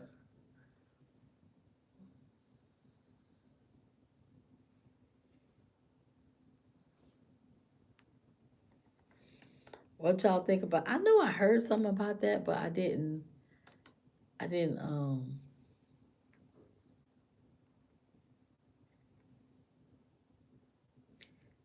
Let's see, y'all. It was something I wanted to tell y'all that I heard today.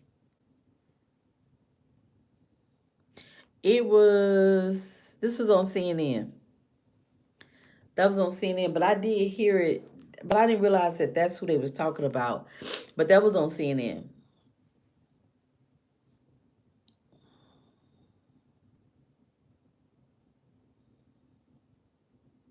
Mm-hmm. Yeah.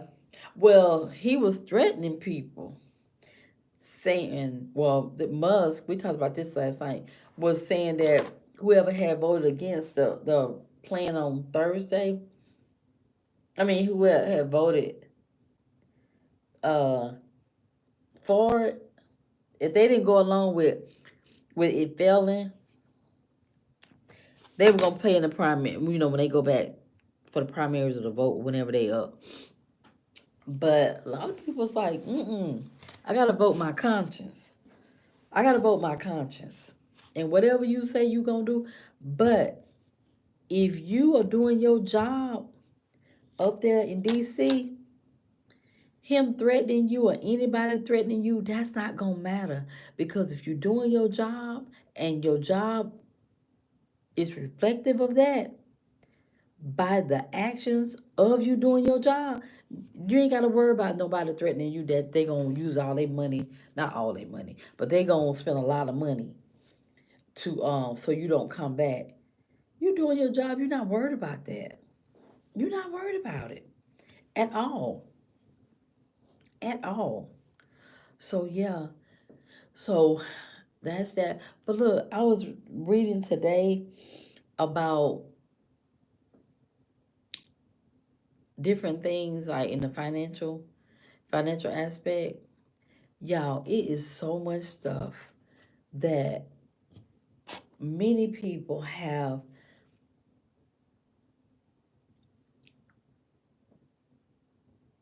The thing is though, if you I feel like if you doing your job and your job is producing, backing up, the people gonna send you back. That's how I feel. I gotta get my charger. That's how I feel. They keep sending the same people back that ain't doing that, so it don't matter. They keep sending the same people back that ain't doing nothing. Over and over and over and over. Right or wrong. But it was something I wanted y'all to see.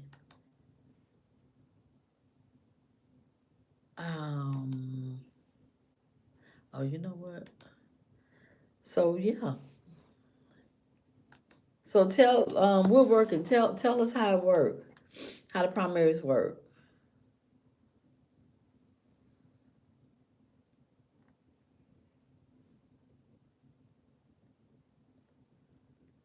I'm trying to find that video I saw.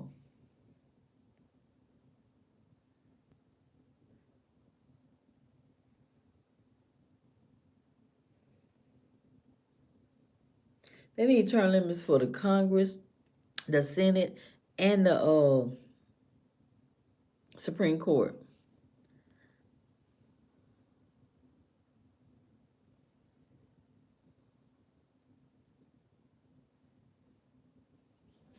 Mm.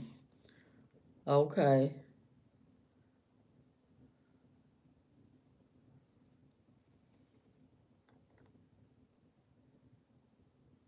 Y'all, I saw this video today and I wanted us to talk about it. But I don't see it.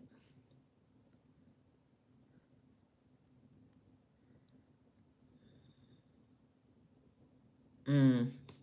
That they'll lose the seat.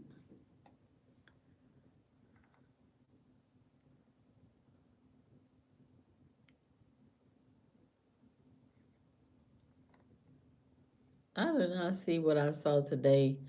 And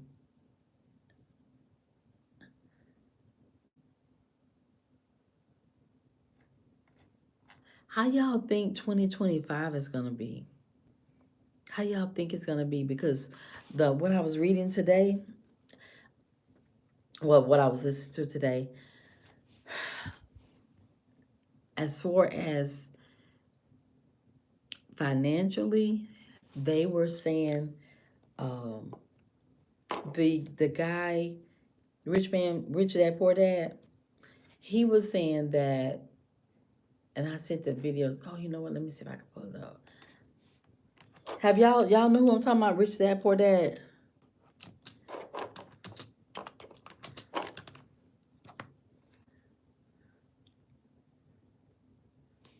Have y'all ever heard him before? Rich dad, poor dad.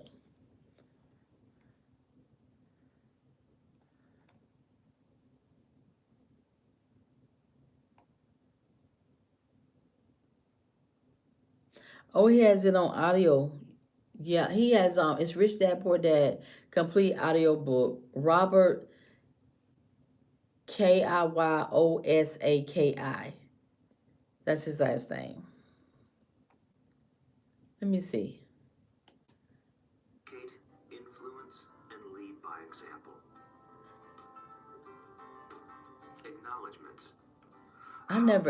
I never heard the. When there are so many people they can what? Obviously, this book is a thank you to my two fathers who were powerful. Hold on, let me. Slowly.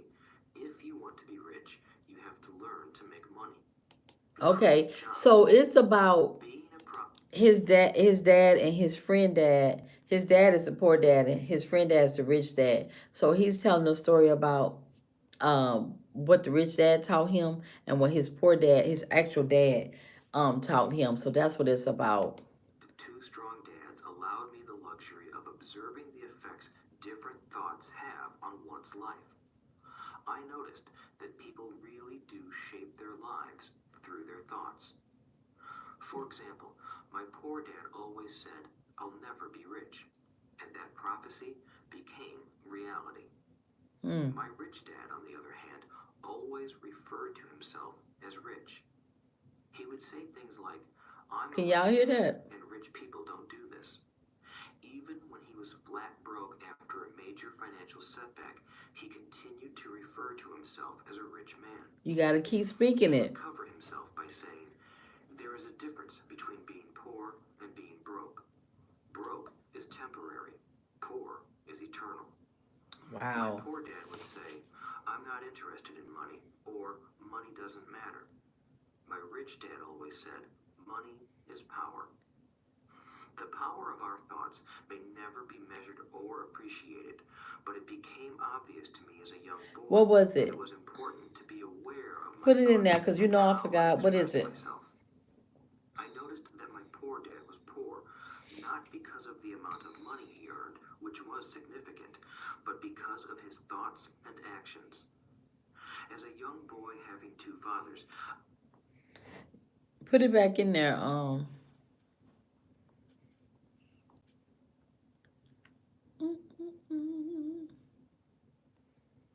this him on financial literacy too. He has check him out. His name is Robert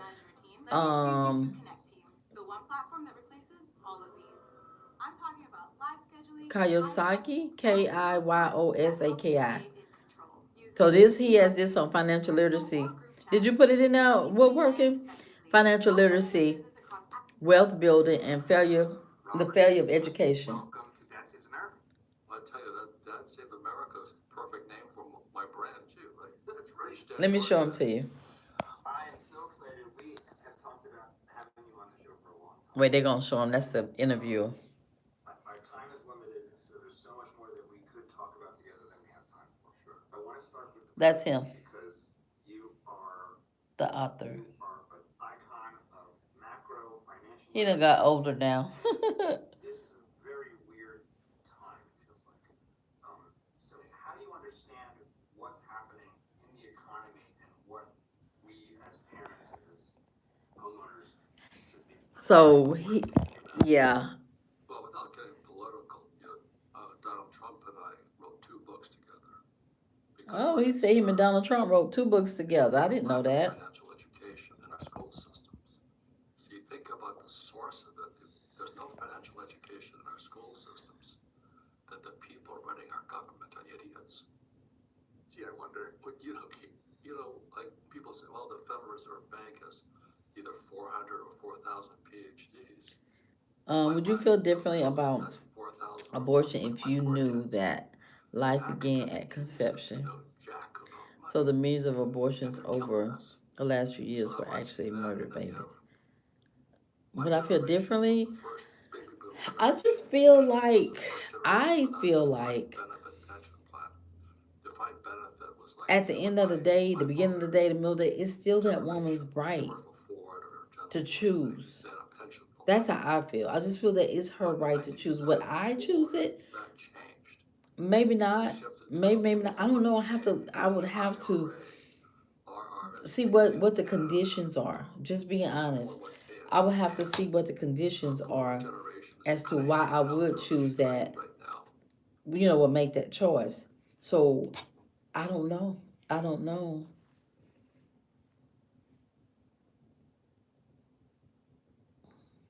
It depends on how if you think that it's murder or not. It just depends. I mean, I'm not gonna say yay or nay because it depends on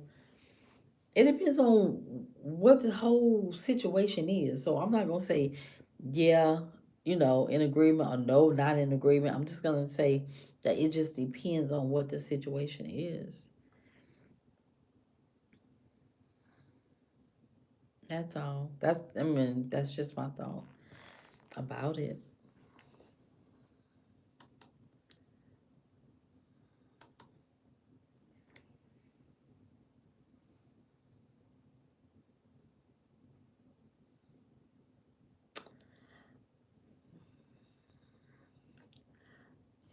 It just like went. It just like went out. Oh,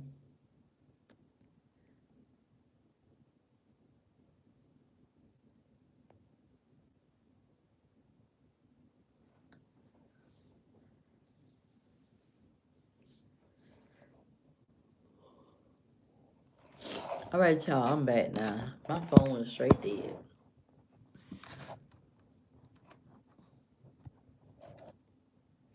Y'all got anything else y'all want to talk about? Anything else? Any other topics y'all want to talk about while we on here? Look like it's just us on here. Cause I don't know what happened.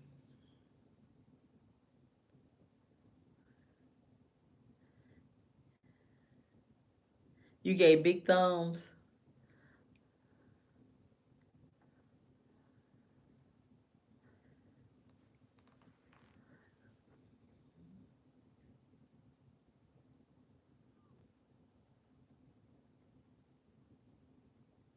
Oh, you have big thumb. Okay.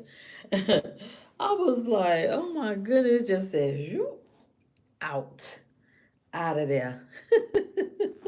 Do y'all have anything else y'all want to talk about? Any other topic? Cause we're done with that topic. So any other topic y'all would like to talk about? Anything else?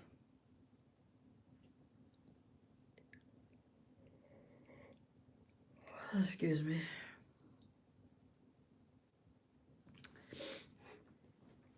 This was a good topic though. It was a really good topic. Oh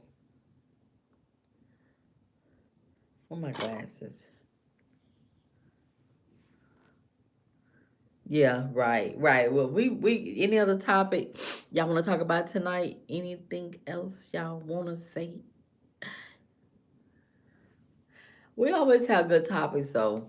We always have good topics. Oh, I know what I was asking y'all.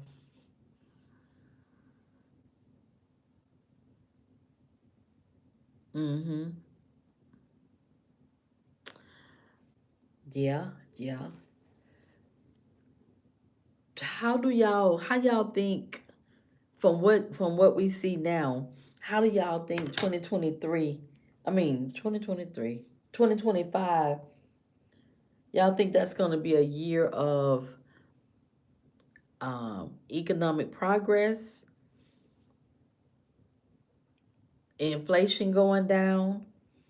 How do y'all see it?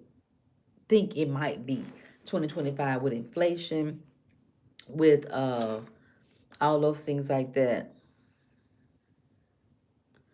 Your next topic is babe. Okay. Okay, Queen. See you later. Thank you. Take care. I hope you feel better. And we'll see you tomorrow. 2025. I don't know. I was watching today. They're projecting 2025 financially. It's not going to be good. They're projecting that it's not going to be good financially at all. So,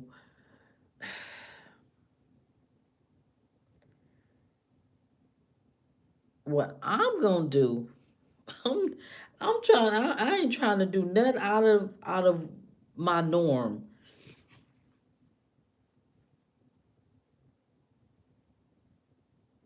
I don't know if they're going to get a hold on that debt woodworking. I don't see it. I don't see it. I don't see them getting a hold on to that debt. They might, but I don't see it.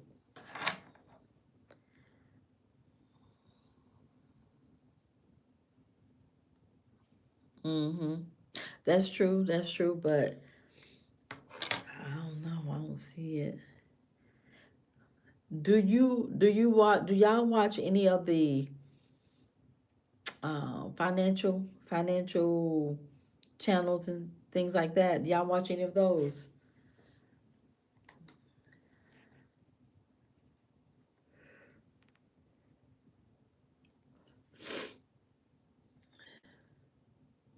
Because today I was watching some like different people, And they were like,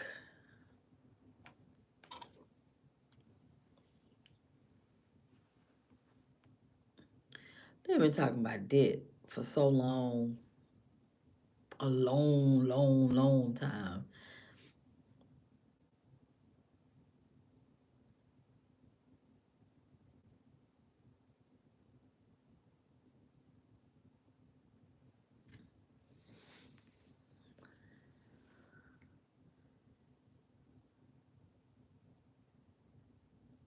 Did y'all know, and I just found this out today, that the 401k was actually named something else when it first started out? I just learned that today. That it was named, let's see. And I was like, what?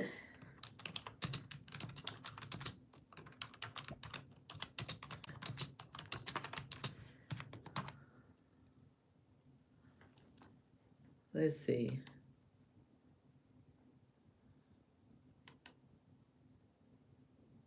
The 401k started out being called CODAS, which is cash or deferred arrangements. I never knew that until today when I was watching. I think it might have been this man or maybe somebody else. Yeah, it was called cash or deferred arrangements, commonly known as CODS. These arrangements between companies and workers allow employees to defer some of their income and the taxes they pay on it for a period of time. Let's see.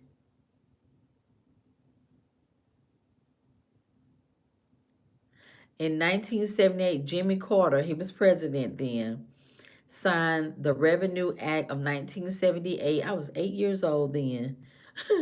That's why we got to have hot topics. Do y'all see how important hot topics is? Remember the other night, what did we learn the other night? Remember what we learned the other night about the land? Do y'all remember that? What did we learn? Remember? We're learning here. We're learning together. I'm learning. And when I learn, I tell y'all. I never heard the term either to today, but had I not been trying to learn something new, I would have never known that either. But 1978, I was 8 years old.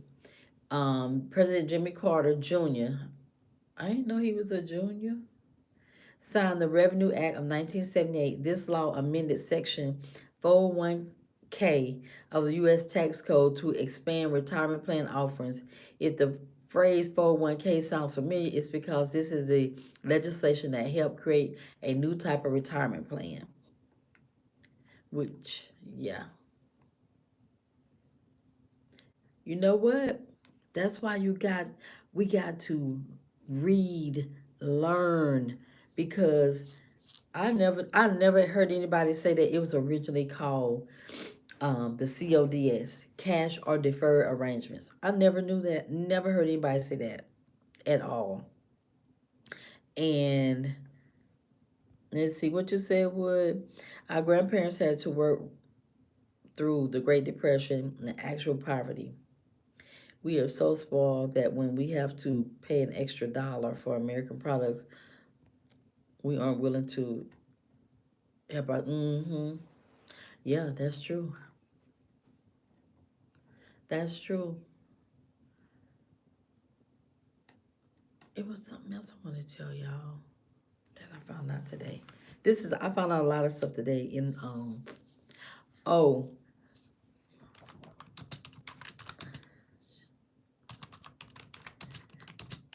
I bet y'all don't know this one.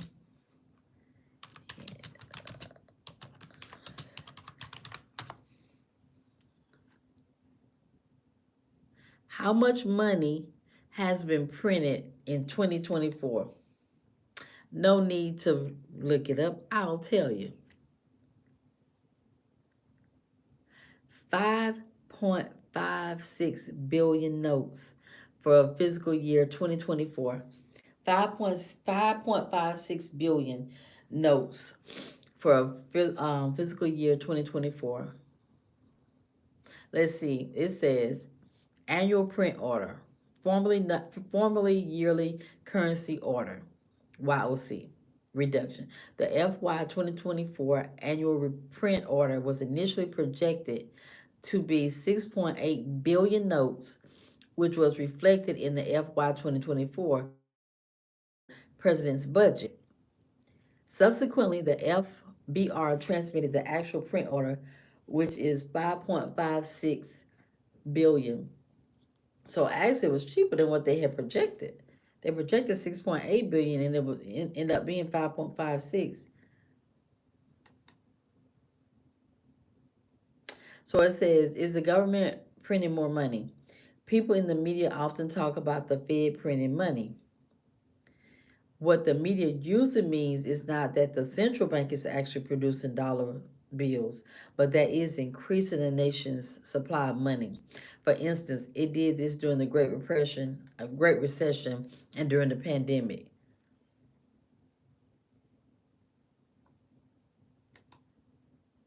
So it says, is inflation caused by printing too much money? Yes, it is. Yes, printing money by increasing the money supply causes inflationary pressure. As more money is circulating within the economy, economic growth is more likely to occur at the risk of price destabilization. So apparently, after COVID, because all that money was going around in COVID, during COVID and all that stuff, and that's what caused that inflation to go up.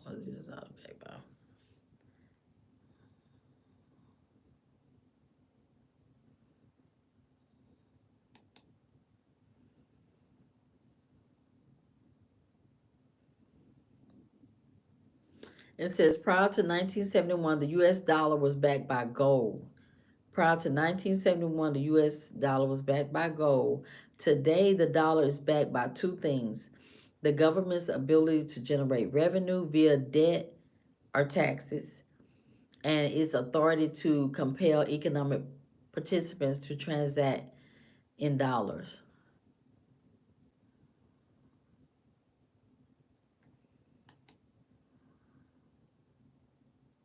It says, what would happen if we stop printing money? Excuse me. It says, if they stop printing money, they will have to drastically reduce expenses and stop deficit spending. Because 44% of GDP, gross domestic product, is government spending. Dang, that's a lot. 44% of GDP is government spending.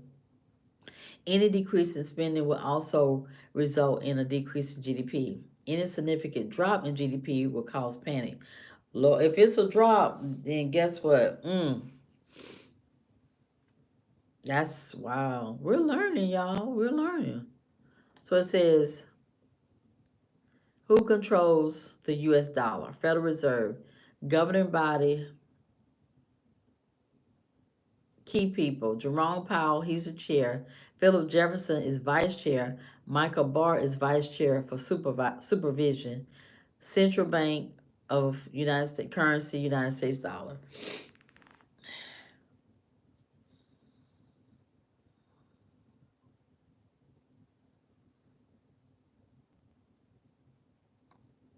Mm.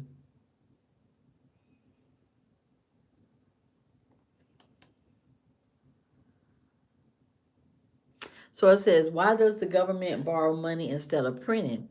Government must borrow to finance its deficits because printing money will cause massive inflation. So they can't be printing all that money. You know how people be saying they just need to print money, print money, print money. That's the problem right there, what we got right now. That's why inflation is 6%. Let me make sure. I think it's 6%. And inflation needs to be around 2%. And if inflation can go back down, then we'll see the prices of things, goods, going down. Let me see. I think inflation is at 6%. Let me see. Inflation rate.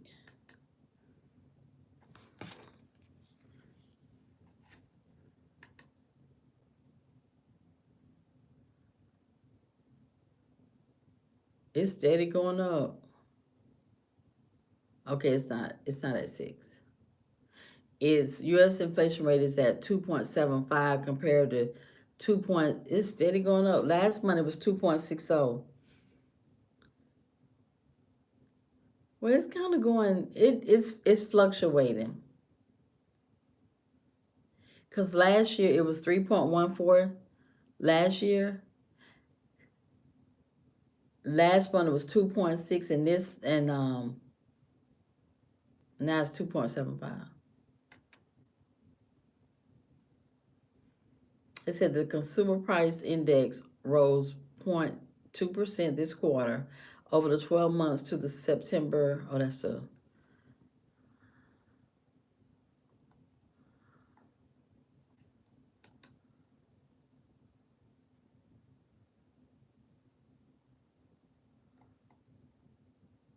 Hmm. It says consumer inflation expectations. Um, like it says 3 inflation rate year over year 2.70. So it says, why is the U.S. inflation so high? In the United States, price increases for gasoline, food, and housing drove inflation in 2021.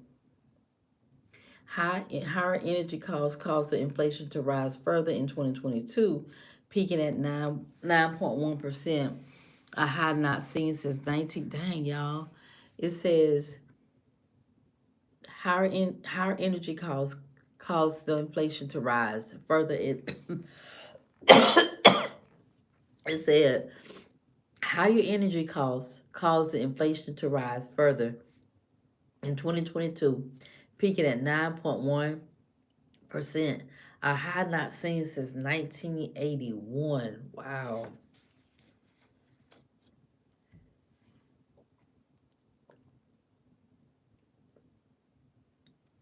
It said that the price increase for gasoline, food, and housing drove inflation in 2021. Higher costs. So we're still recovering from 2021. That was during COVID. Yeah. That was during COVID.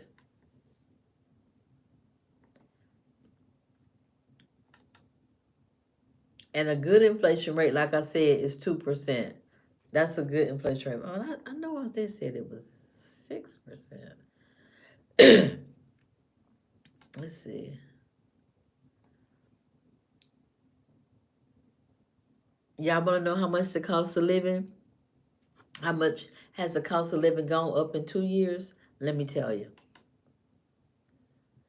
It says prices have grown about 20% overall since 2020, according to an analysis by the California Legislative Analyst Office based on the most recent Consumer Price Index. So 20%, that ain't too bad, I don't think.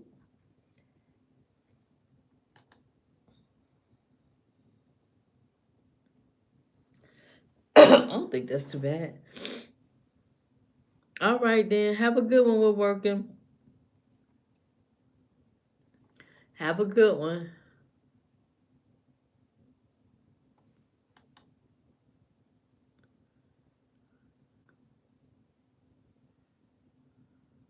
So it says, will prices ever go back down? Will prices ever come back down? It says while consumer prices are now rising more slowly, average consumer prices don't typically decline. The population and economy keep growing, fueling demand that props up prices. That's what I was telling y'all. Price is not gonna go down. They just said that the population and economy keep growing because everything keep growing, moving, fueling demand that props up prices. So it only gonna make it the prices continue to go up higher. Let's see how much.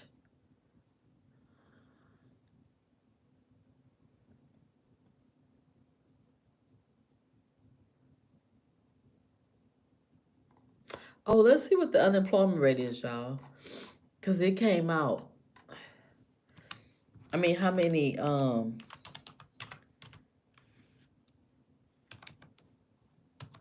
jobs was added?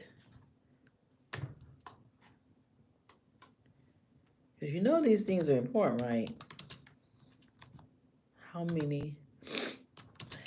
My nose. Jobs. Oh shoot. Hold on. Think this.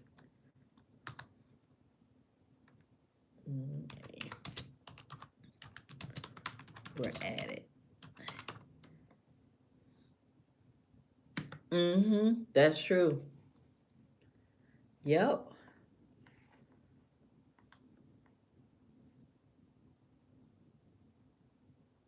Okay, let's see. So it says in October 2024, the U.S. economy added only 12,000. That can't be right. 12,000 jobs, marking, well, that's what it say. Jobs report. Let me put jobs report. Jobs report. What we in November? Let's see, October. No, that's right. It says acting secretary Labor Julie Sue issued the following statement on October 2024 employment. Today, the Bureau of Labor Statistics reported that the American economy added 12,000 jobs in October, a month marked by significant impacts from hurricanes and strike activity. Wow, that's it? Let me see what November was. Y'all, they not adding no jobs. What in the world? Let's see, November. Where's November? It ain't up there. What is going on with these jobs? Let's see. How many jobs were added for no, November.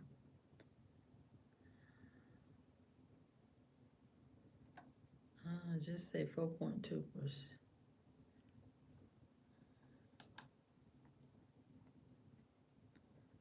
It says in November, how many jobs are available in the US in 2024? It says 7.44 million jobs. So y'all go get a job. Y'all go get a job. Donald Trump gonna lower gas prices. No, he not. No, he not. How he gonna do it? Tell us how he gonna do it, Magic. Man, my nose running in here. How he gonna do it? Let us know. Cause he's not gonna lower no gas. He already said he wasn't gonna lower the grocery. Did you not hear him the other day? Or whenever he was on some report. When he said that?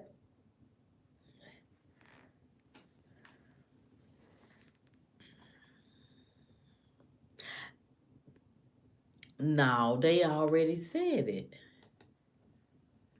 I still cannot remember what I want to tell y'all.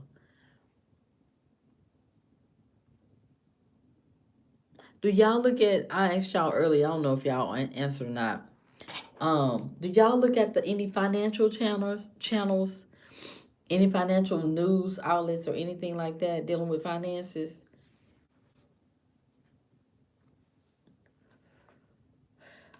Let me see.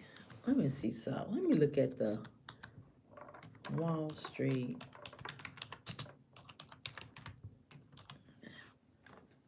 Journal. The Wall Street Journal. Do y'all ever look at the Wall Street Journal? Increase in production and more.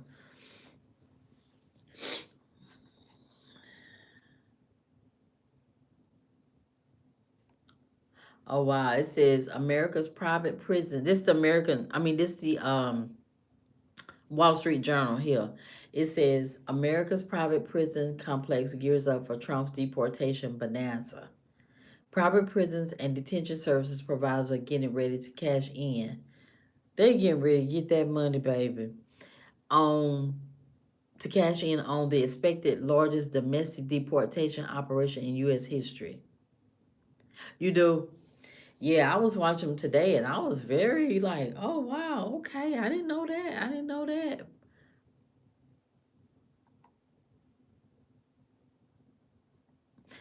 Somebody said Musk brings his messy way of doing things to Washington.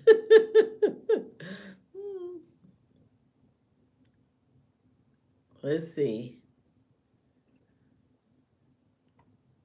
It says what Wall Street Journal.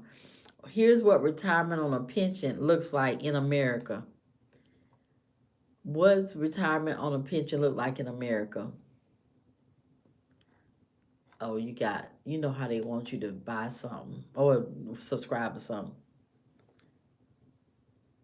It says for many people in this small town, deportations can't come soon enough. Why these people? Let me show them to y'all. Y'all look at them. They they like when are they coming to get them? When are they coming? Look at how they look, y'all. They like when. Now don't they look like they ready? They look like they ready.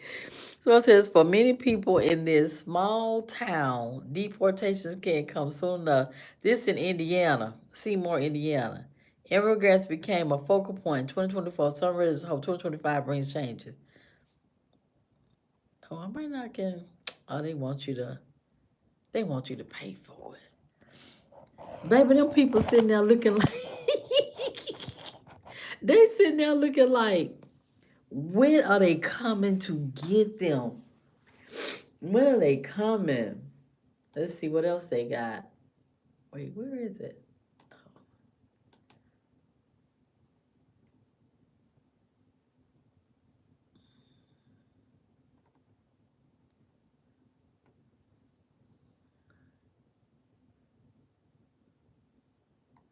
Let's see.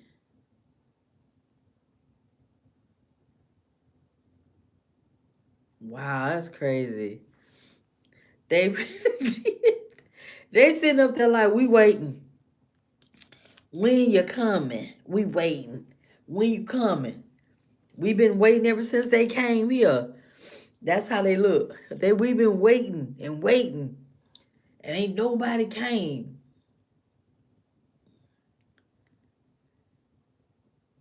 I've been thinking about. Have y'all heard of the cold? Like get a cold plunge, like where you fill up a thing with just ice and it get add water and you get in there. I've been thinking about doing that, like filling up my bathtub and putting water in there from the running like a bath and then adding ice. I've been thinking about doing. They say that it really helps your body. I've been thinking about it. I might do it like I don't know at some point.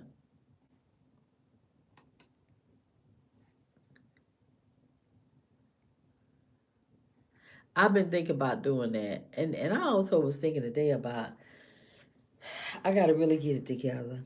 I got to really get it together with my work. Well, my work ain't no problem. It's with it do. It look real cold. My son, he does well. I don't know if he's been doing it lately, but he used to do that all the time. So it says consumer confidence climb driven by Republican sentiments. Let's see what they talking about. They just gonna be in debt. Okay, they want you to subscribe, and they charge you.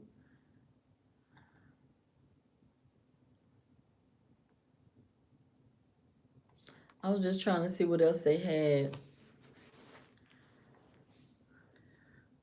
I don't.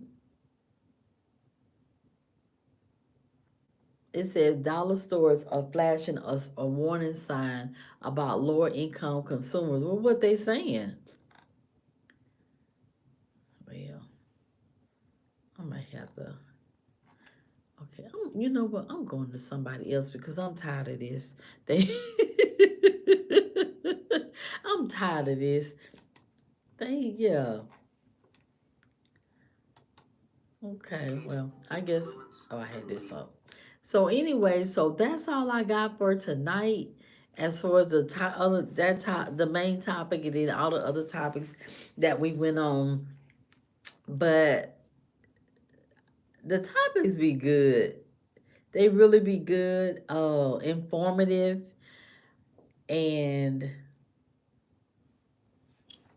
we can learn a lot.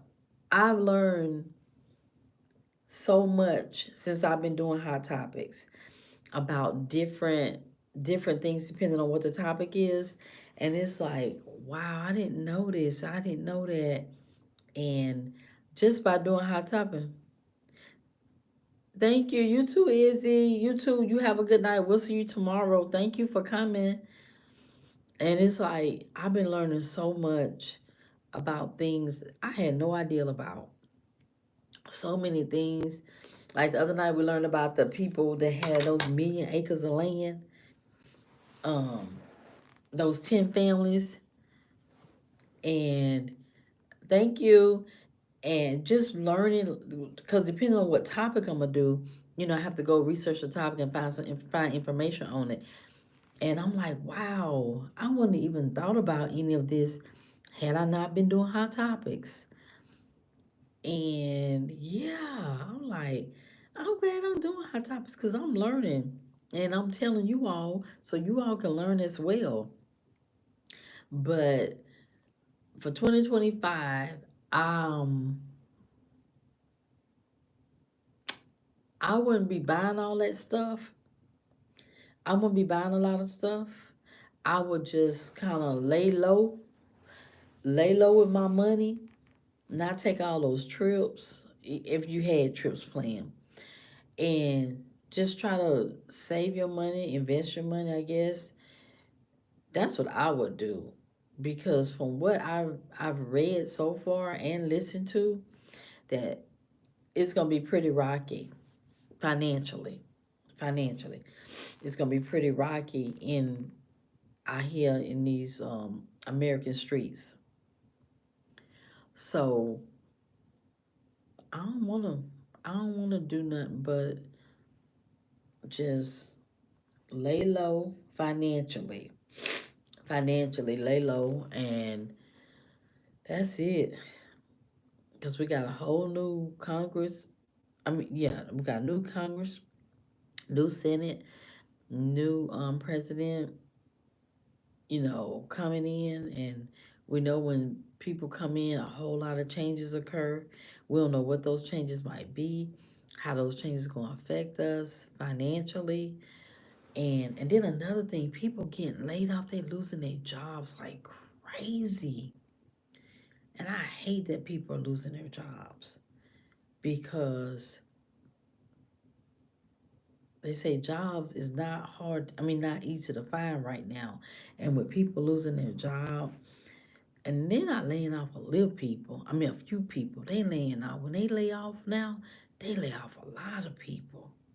A lot of people. And I feel so sad for the people getting laid off. Some people, mm-hmm. Wait and see, yep. Some people have been at their job like forever and they're getting laid off. And it's like they've been doing that job for so long, they don't even know what else to do. What other kind of job, skills, 'cause they don't have the skills to do other jobs, to go out there and apply because they've been on that job for so long. And that's the thing about when you get a job and you decide to stay on that job forever and you don't learn how to do nothing else, all you know is that job, because you think they're going to keep you on that job forever, and then they lay you off of that job that you've been on forever, and you have no more skills. I mean, you have no skills but whatever you were doing at that job, and now you done got older. That's what we don't think about when we work on these jobs. And we'll start we young, we'll stay there 10 years, 15 years, 20 years, 25 years, and then one day the job say, oh, we no longer need you anymore. We're gonna do away with your department. We're gonna send it over to India or wherever it might be. And you sitting there looking like, what I'm supposed to do? I've been had this job for 25 years, 20 years, 30 years. I don't know anything else. And I think that's the worst thing we can do. And you say get rid of what? Get rid of older workers and pay less to younger. You want them to get rid of the the older workers? They need a job. Older workers definitely need a job because they don't have enough. Now you want them to, well, who do?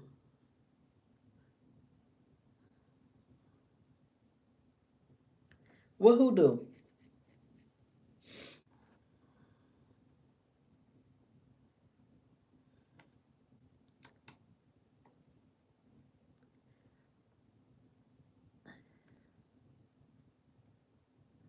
What are you talking about, Queen? I don't understand your question.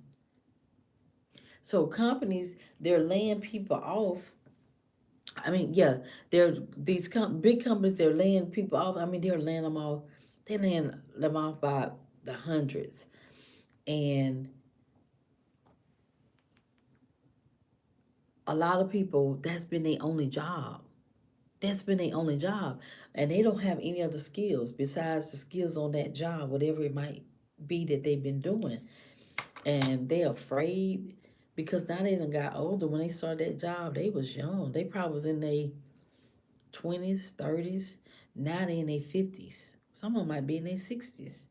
And it's hard for them because they don't know nothing else. They don't know nothing else. And I think what we need to learn with the environment that we're in now, if you work for a job at a company, business or whatever, don't just be comfortable with working at that job. Don't just be comfortable. What you need to do is learn all you can learn at that job. Don't get comfortable. Yeah. Oh yeah, yeah, yeah. I see what you're saying. Yeah, they do. They do. Don't get comfortable on that job. Then that be the problem. People get comfortable on the jobs. Well, I've been here X amount of years. I'm gonna retire from here, and I'll be like, because I know when Wells Fargo laid us off, and people had been there for like 24 years or something like that. And they used to always be talking about, I've been here 24 years. I'll be 25 years in October or something. They didn't make 25 because Wells Fargo got rid of everybody. And they came there when they was in their 20s, late 20s, maybe early 30s. Now they're in their 50s. They're in their 50s. So instead of them being able to say have go and do something different, then they doing like what was that noise? I know like do I have to get my poom poom? Um, they don't have any other skills, because they've been there for 20 some years. They came when they were younger. Now they're older, and when they laid out, so baby, I said I'm not going to work for nobody else. I'm about to go down here to Central. I already got a finance degree.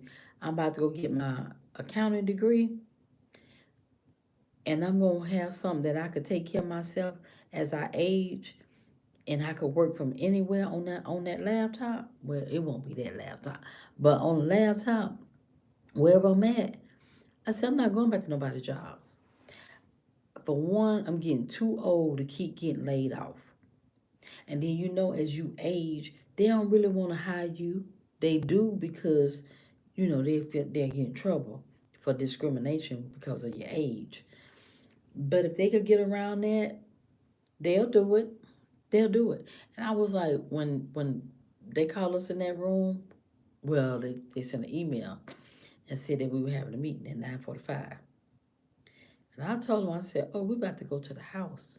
Y'all, I told them, pack y'all blank because we about to go to the house. And they was like, no, no, they probably telling us that we gonna work from home. Yeah, permanently. Pack your stuff. These people about to send us home.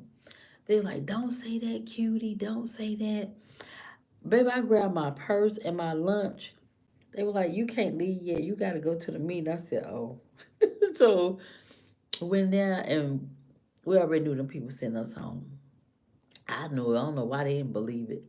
Because we worked in mortgages. And after everything went down, we knew that things wasn't going to be like they was before COVID. And because of the moratorium and all that stuff. So, man, I was so happy. I was so happy.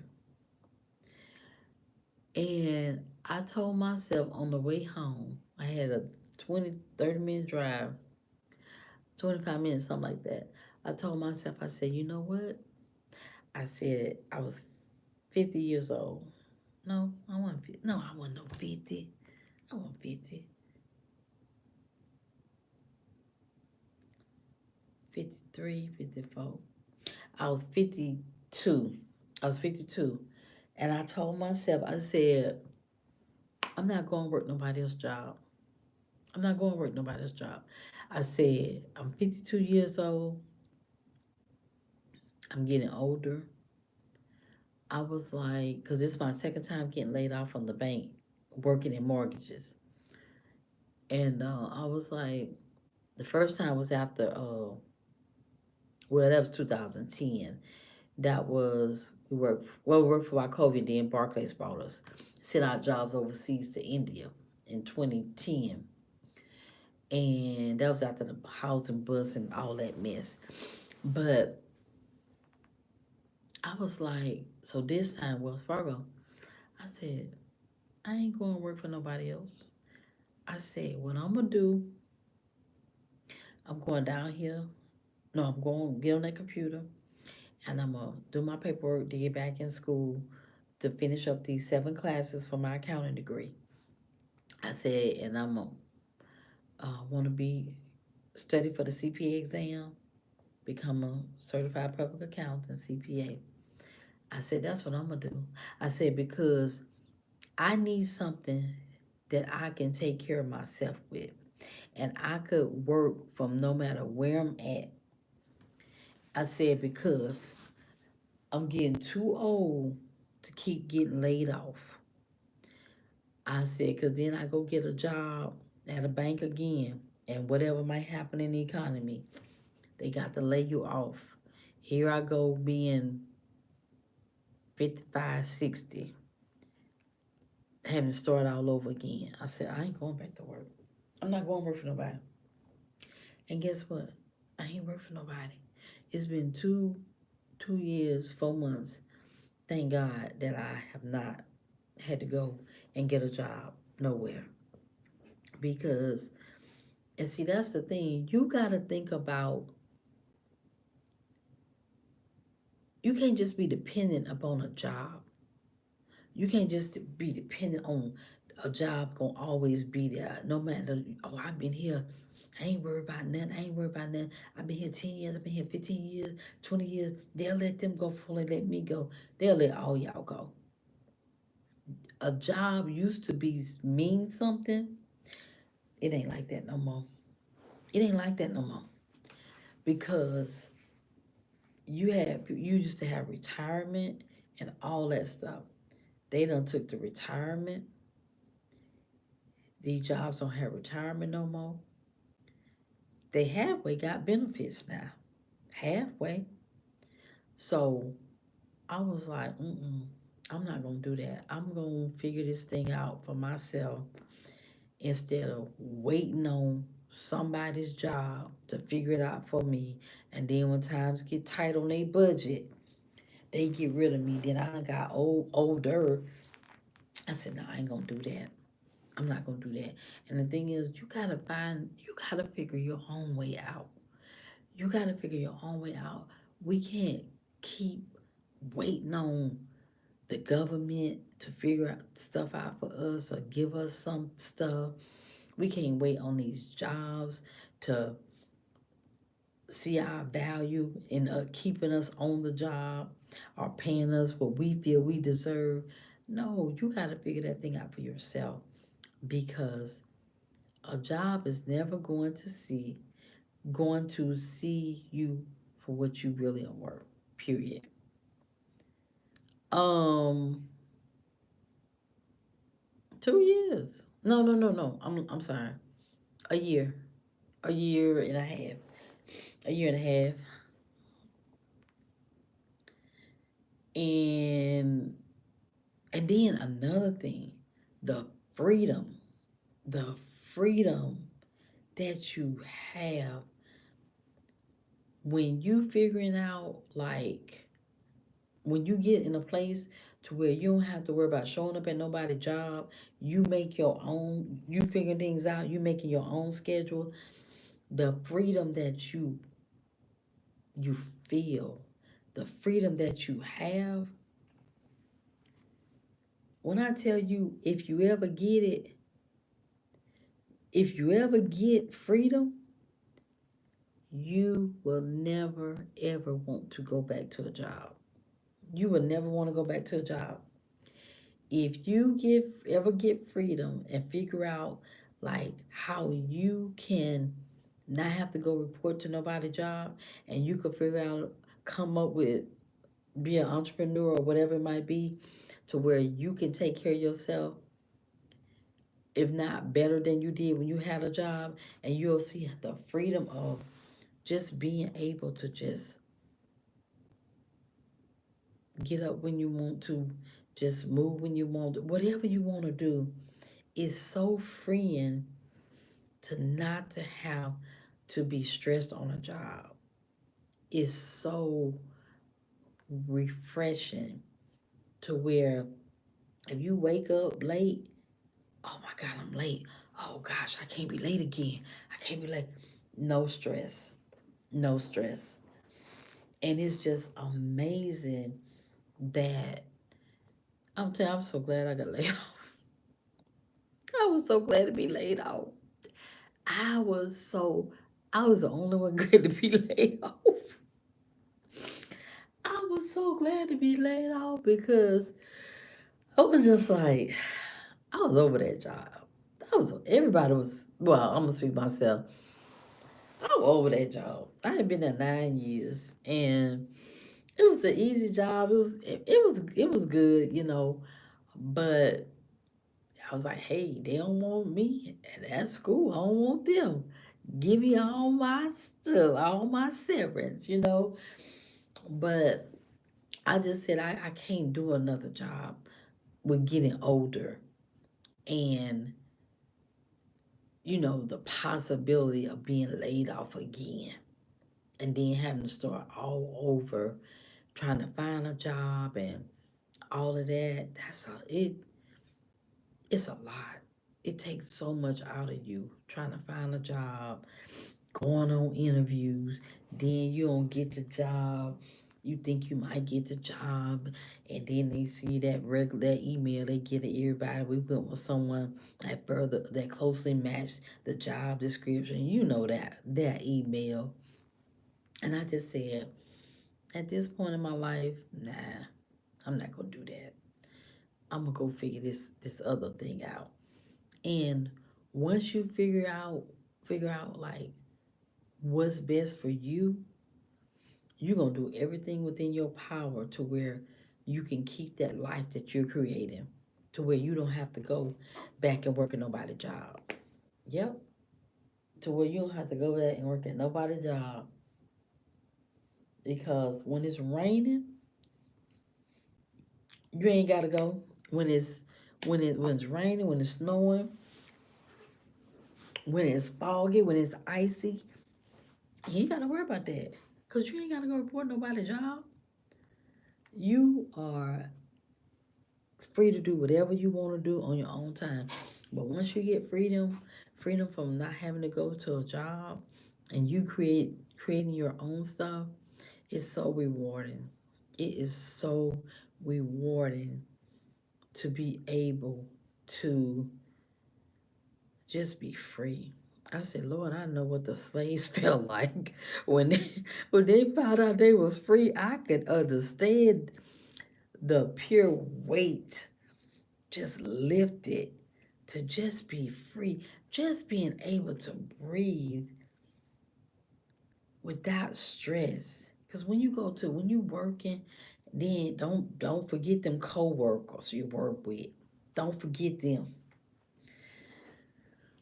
You got to watch your back with them. That's stress. Then the manager might not like you either. You gotta watch yourself. It's just so much that go on at the job that cause so much stress, you know? And oh no, you lost power? No. You better get you some blankets. Go get you some blankets and wrap up in. Yeah, you better get you some blankets, son, and wrap up in.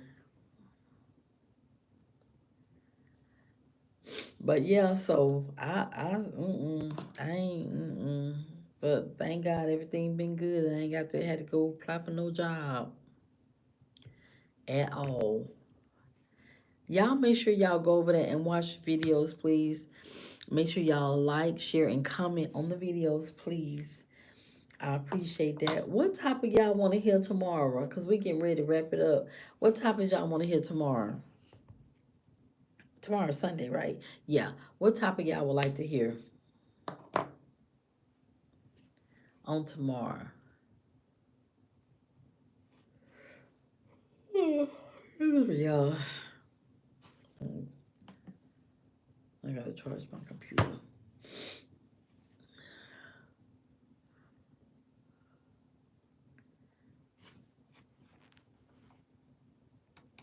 Tomorrow, I don't know what I'm gonna talk about tomorrow, y'all. Y'all gotta give me something to talk about on tomorrow.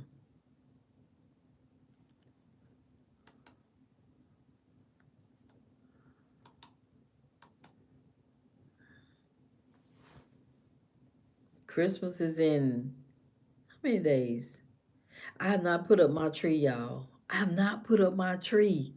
I don't think I'm gonna put it up. Yeah, I don't think I'm gonna put it up because I don't know. I don't know why I'm not gonna put it up. But I don't think I'm gonna put my tree up. I took it out about 2 weeks ago. It's been in the box on the against the wall. I don't know why I didn't put my tree up this year. And then I said, well, I'll put it up. I said that earlier. I'll put it up. And then I was like, I don't feel like putting it. Hey, Nene. Hey, Nene. And so I was like, I'll put my tree up after while. I mean, tonight. And I ain't put that tree up. I ain't put it up. I don't know why I don't feel like.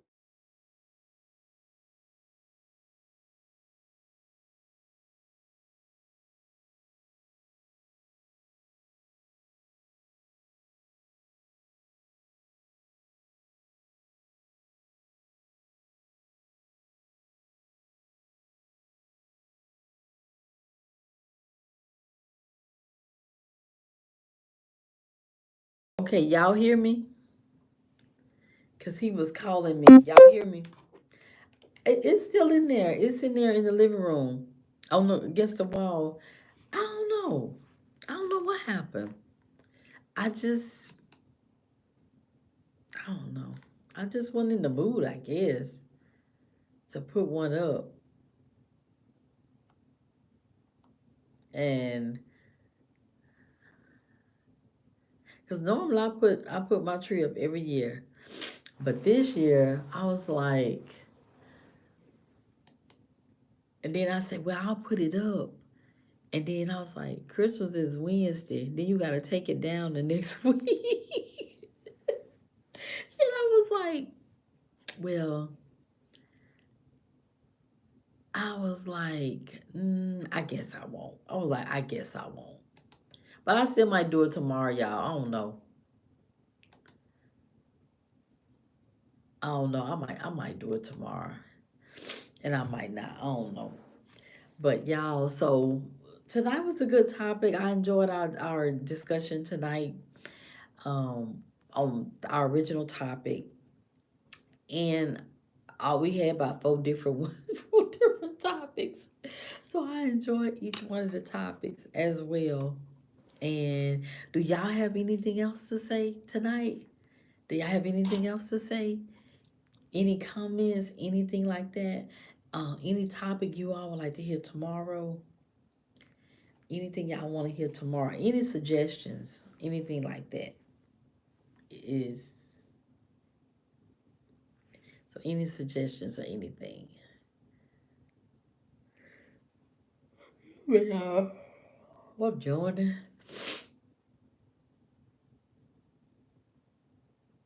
So, well, um, y'all don't have nothing else, and I don't think I have nothing else, and I don't have nothing else,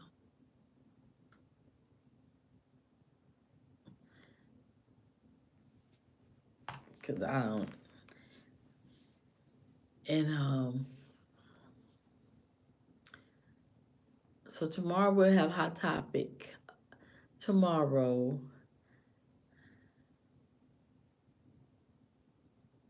3 in the morning. You better get you some blankets. Get you some blankets and stuff. So that way you can be warm. Last year, no, not last year. No, was it last year? Or was it year before last?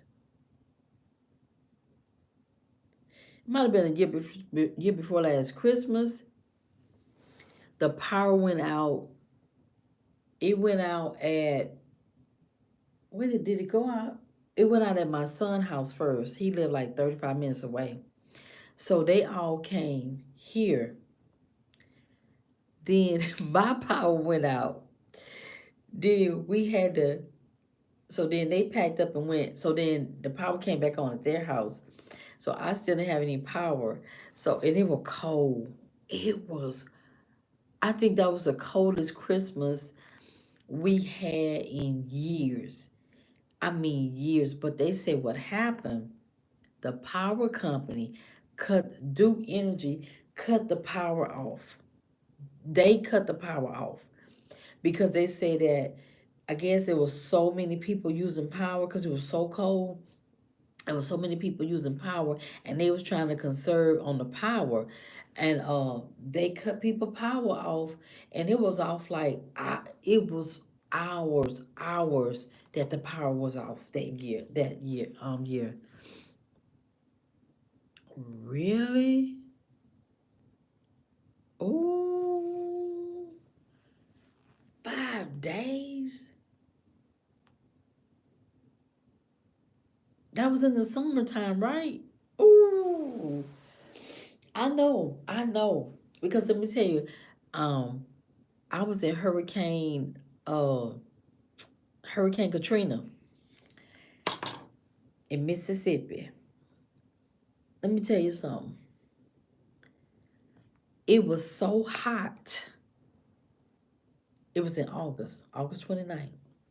Y'all, it was so hot in Mississippi.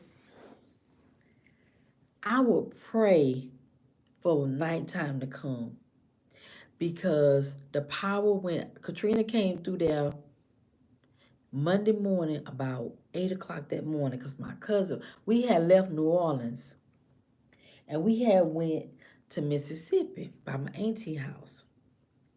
It was about 15 of us from New Orleans, maybe 20, 15 to 20. It was a lot of us. So we went from New Orleans to my auntie house. I don't know why we didn't go to my mama house. Well, we ain't want to go to my house, but we went to my auntie house. So we all got there that Sunday evening for Katrina, and that Monday morning, my cousin got up and she was like trying to cook breakfast so that way, because we knew the storm was coming through because they said Monday morning. So she got up trying to cook breakfast so that way we'll have something on our stomach. You know, the power go out, at least we'll have something on our stomach. So she was up cooking. In the midst of her cooking, the power went out. And the power was out from Monday to Friday. When I tell you that was an experience that I don't ever in my life want to experience again. When you don't have power, it is like your whole entire soul is being ripped out your body. When it's a storm and your power go out, and they don't know when your power gonna be back on. We was from Monday to Friday, and we were getting ready to leave to go to the coast in Mississippi, and the power had just came on. It was horrible. If you ever been to Mississippi, you will understand what I'm talking about. It was so hot, you were miserable. Miserable. That's how hot it was down there when it was Katrina. After Katrina. It'd be hot like that anyway, but it was just something about then. It was hotter because we didn't have no air and nothing. So, y'all, I prayed for nighttime to come. I tell you, I was miserable. I was so miserable in that heat. We all was. All about 100 of us. It was a lot of us. And then we couldn't eat. We ate once a day. And it wasn't till in the evening, about 7 o'clock that evening, between 5 and 7, we ate. And good thing my auntie had a deep freezer. And she had a lot of meat in her deep freezer. Otherwise, and so they barbecued on the grill. So we had barbecue every day off the grill and whatever size they might have fixed. When I tell you that was an experience, I don't ever want to experience that ever again in my life. It was, yeah. Yeah, I understand. And when the power went out, I could take the heat. I could take the heat over the cold. Cause when that cold hit your body, ooh, once that cold hit your body, ain't nothing you could do. And don't let that cold hit your feet. If that cold hit your feet, ooh, you ain't gonna never get warm. Baby, that year, it wasn't last year. It was year before last. And come to find out that Duke Energy had cut the power off, trying to save, because they said too much was being used. And they didn't tell us. We just thought that power went out. And come to find out, they cut the power off. And baby, the power was off. The power was off for hours. Because I had power. The power actually went out during the morning. It went out about 3, 4. They was slick. They had cut the power off about 3 to 4 that morning. And so you were warm when you get to sleep. But during the night, you got cold. You got cold. It was freezing. And people was fired up by Duke, that Duke Energy did that. It sure was. Because people had, they might be on ventilators or, old people, senior citizens and stuff, bedridden or something like that. So I understand.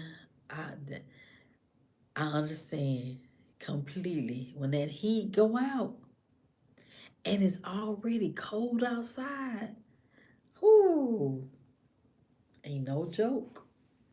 Ain't no joke at all. Not at all. Well, y'all, if y'all don't have nothing else, we gonna go ahead and wrap this thing up, and we'll have hot topics tomorrow. I'm gonna try to. I don't know. I'm gonna see what hot topics going. I'm gonna write it down because I had some stuff for us tonight. Some other stuff I had seen on the listen to the financial stuff and good night, Christopher. Make sure you wrap up now. And so, but yeah. Well, all right, y'all. We about to sign off, and I will see you all tomorrow for hot topics. Make sure y'all go watch the videos now, and so make sure y'all go watch the videos, like, share, and comment. All right, y'all. Good night. Thanks, Quinn. I'll see y'all tomorrow. Hot topics. Bye, y'all. Good night. Bye bye.